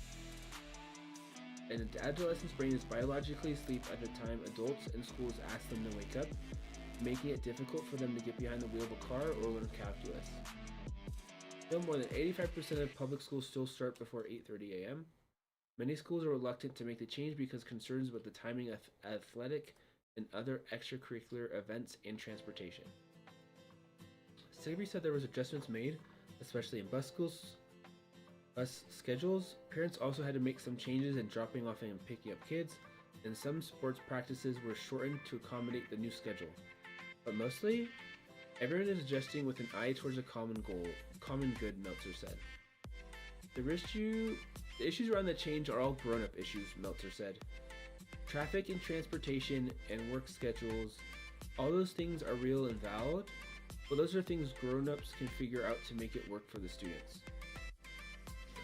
Boulder and Jeffco students are studying delaying start times, while Littleton Public School started its new schedule this week. Like Cherry Creek, Littleton examined the issues for months before deciding it was time to make this switch. The impetus was the 2013 shooting at Arapahoe High School that left 2 students dead, Ebert said, adding that pushing back school start times to allow students more sleep is one way to help ensure their mental health. "We've been working real hard to get in front of the mental health issue facing our kids, and this is one incredibly tangible way a school district can help," Ebert said, and it's based on real biological science.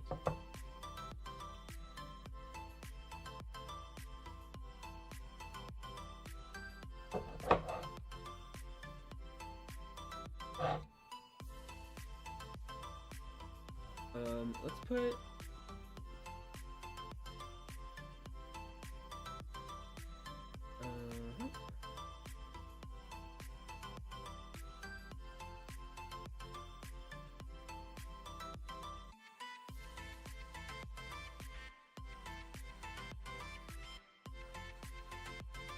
Purple by Roa. no copyright music.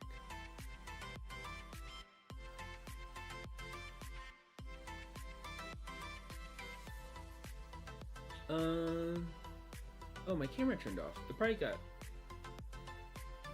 heated. It got heated.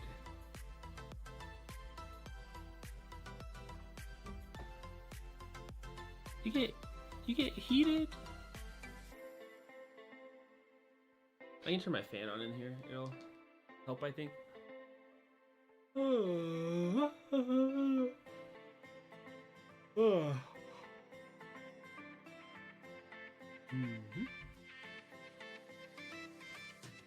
Okay, so 30 minutes. We got partway through our brief. We'll finish it up.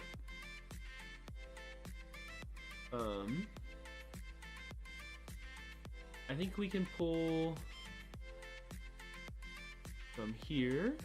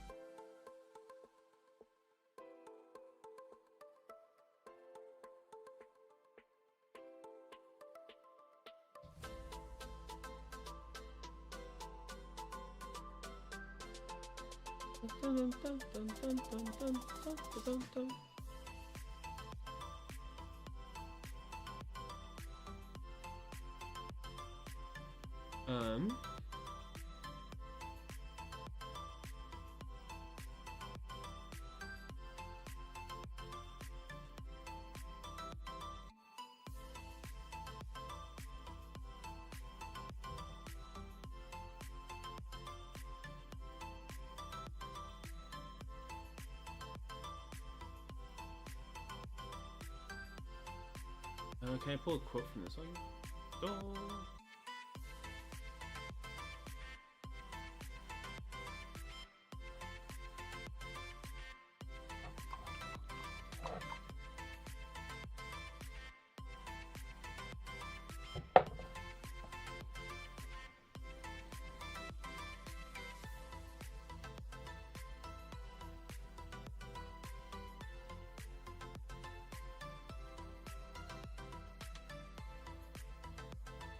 Dun, dun.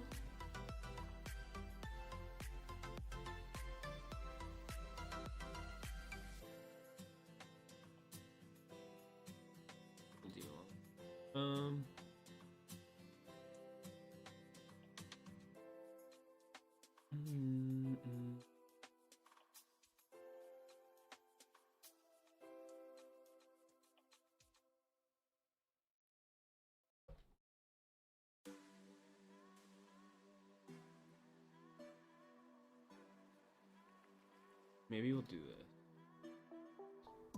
Can I just lock that in?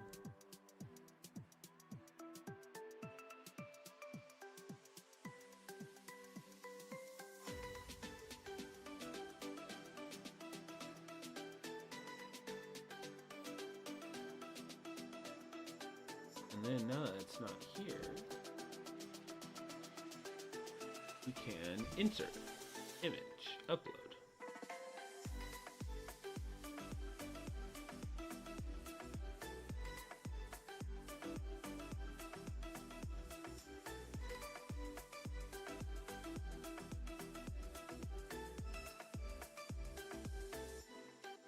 Okay. We'll have all our different links here.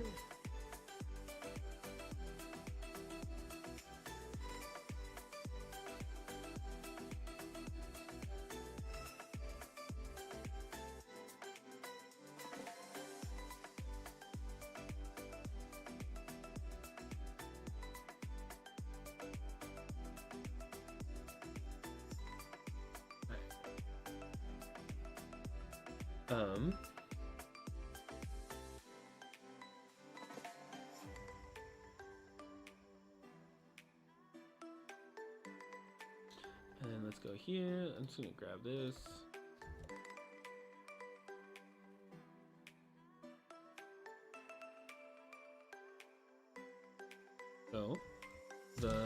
solution then is ... Later start equals more sleep, which increase mental health, learning, and student outcomes.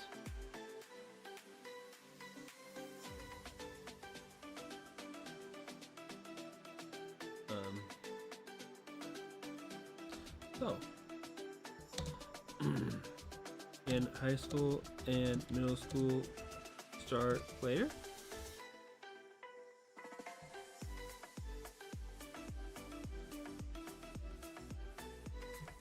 Can we make this change for well-being and mental?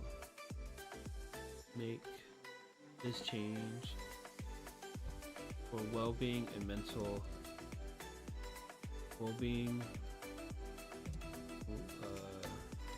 learning, and mental health of our students.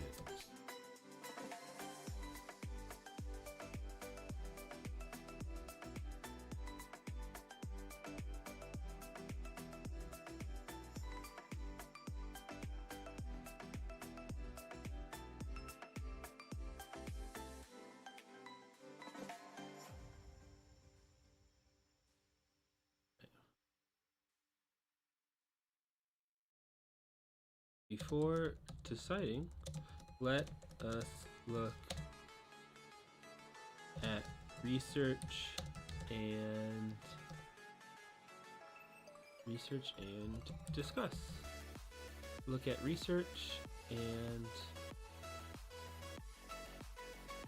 discuss specifics. Okay.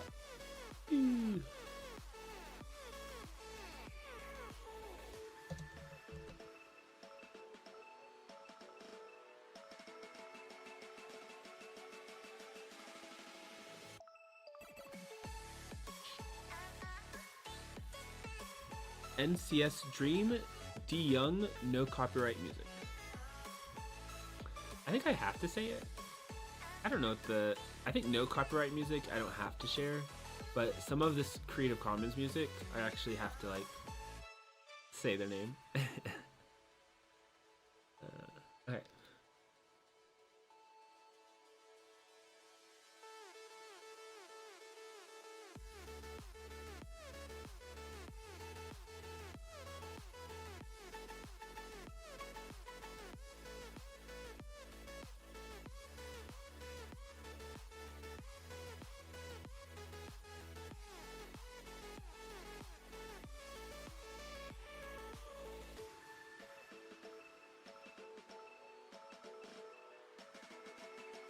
I'm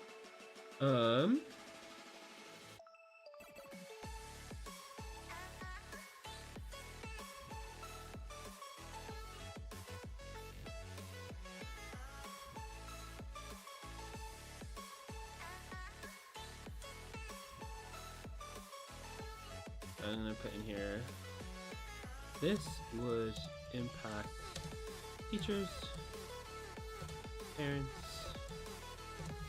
bus schedules,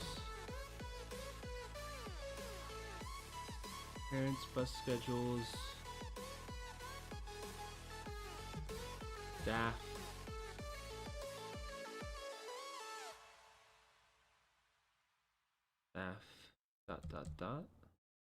but for the students, is that worth changing?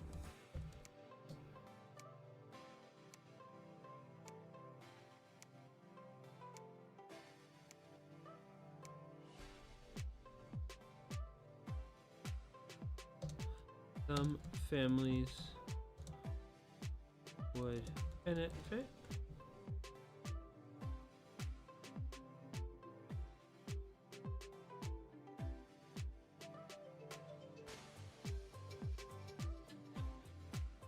At very least, we have nearby districts who have been willing to make the change.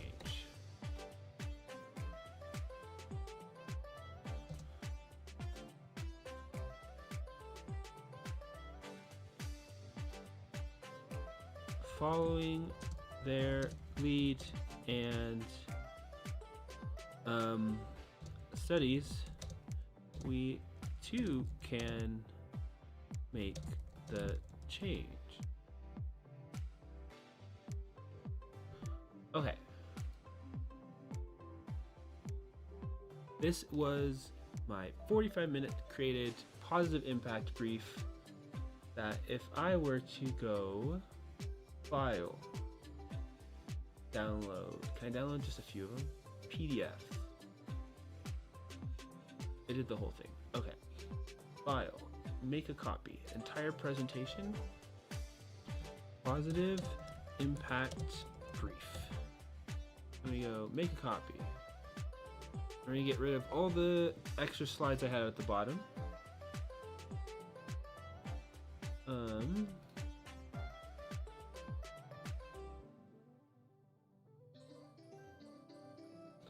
And now we're gonna download this as a PDF.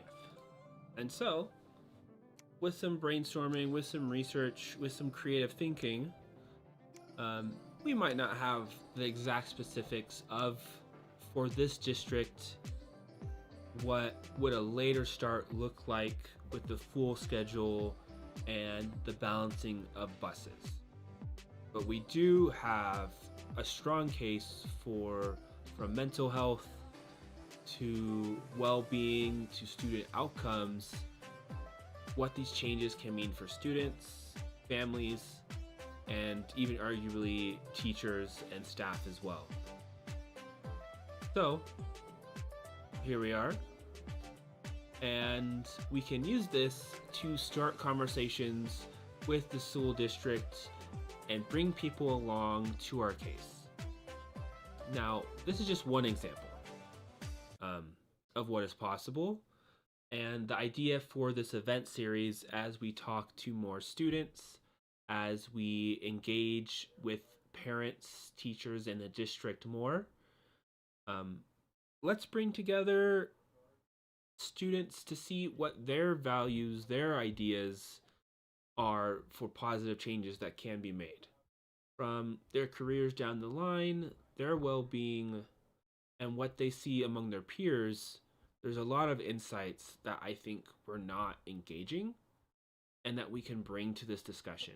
And so I'm excited to continue to do organizing work to create positive impact briefs like this one through a series of working groups, and then eventually a presentation of what the youth came up with.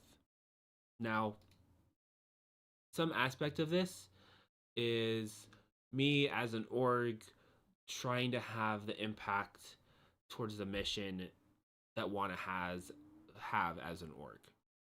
Another part of this, though, is to be able to put on events like this, I need to be able to fundraise and be able to allow myself to, at the very least, do part-time, to create the stability to continually put on events like this. And so what we're doing also in conjunction with this is fundraising. And so if you go to our link tree, you can kind of learn more about this. You can definitely learn more about this depending on which of these links you click on. Right now, we're offering to those who donate a percent of future dividends that we as an org want to give back to early supporters. And then also on our link tree, you can find out more about our business model to be long-term successful and impactful. What we want to be doing more long-term is more online content, more events, more courses and curriculum and partnered collaborations. And business model wise, to get that going where you're bringing in sponsors and able to make those partnerships thrive, it takes some time and early activation and success, which is what we are working on with our fundraising, which will be split between an events fund to support events like this, working groups and presentation, be split between a content fund, which helps do video editing and creation of online courses, and then there is a part that goes to operations and management. So, if that's something that you're interested in, our focus now, or my focus, uh, between now and Tuesday, is to, now that we've presented our ideas, our activities, and our timeline, do this fundraising so that on Tuesday we can specifically book days and meeting rooms and let people know the capacity for those rooms and what to expect food or snack wise. That is my goal, and calling those in my connections and sharing with them more. So you may be seeing this later, and so that is just a sense of what we're up to at Community Driven. We have a number of events in our funnel, a number of online content you can watch on our YouTube, which is where we're live right now, and continuing the growth in the community of smart, positive change makers, and what we can accomplish together when we strive to do that. So yeah, I think that is the mix. I don't think I have anything else. We showed our brief, we created that, our code of conduct, and yeah, stay tuned for that Tuesday meeting where we'll have that calendar. Always leave any comments or questions you might have for me. We're going to continue to do this outreach. We're going to continue to email clubs and showcase this all. Yeah, going from this live stream, we'll get some working groups set up. If you want to find us, there's Linktree, so it's linktr.ee/community driven, which is spelled COMMUNITY-DRIVEN. From that page, you can access the students portal for this event, which has our sign up form. Anyone actually can use a sign up form, because the first question that is asked is, which category are you in? Student, school affiliated, or community/family member, which then helps us get you into the funnel and into our network, so that we can outreach to you. You can find us on all our pages. We're mostly on Instagram and YouTube. We're working to get our Facebook going again. Fighting the algorithm, I think, a little bit there, but and then from there we grow. We continue to do cool events, we continue to do cool live streams, and I think as this gets going, the fun and our ability to make an impact will also just grow. Excited for what that means down the line, but for now, the work continues, and thanks for anyone who showed up. See you next time.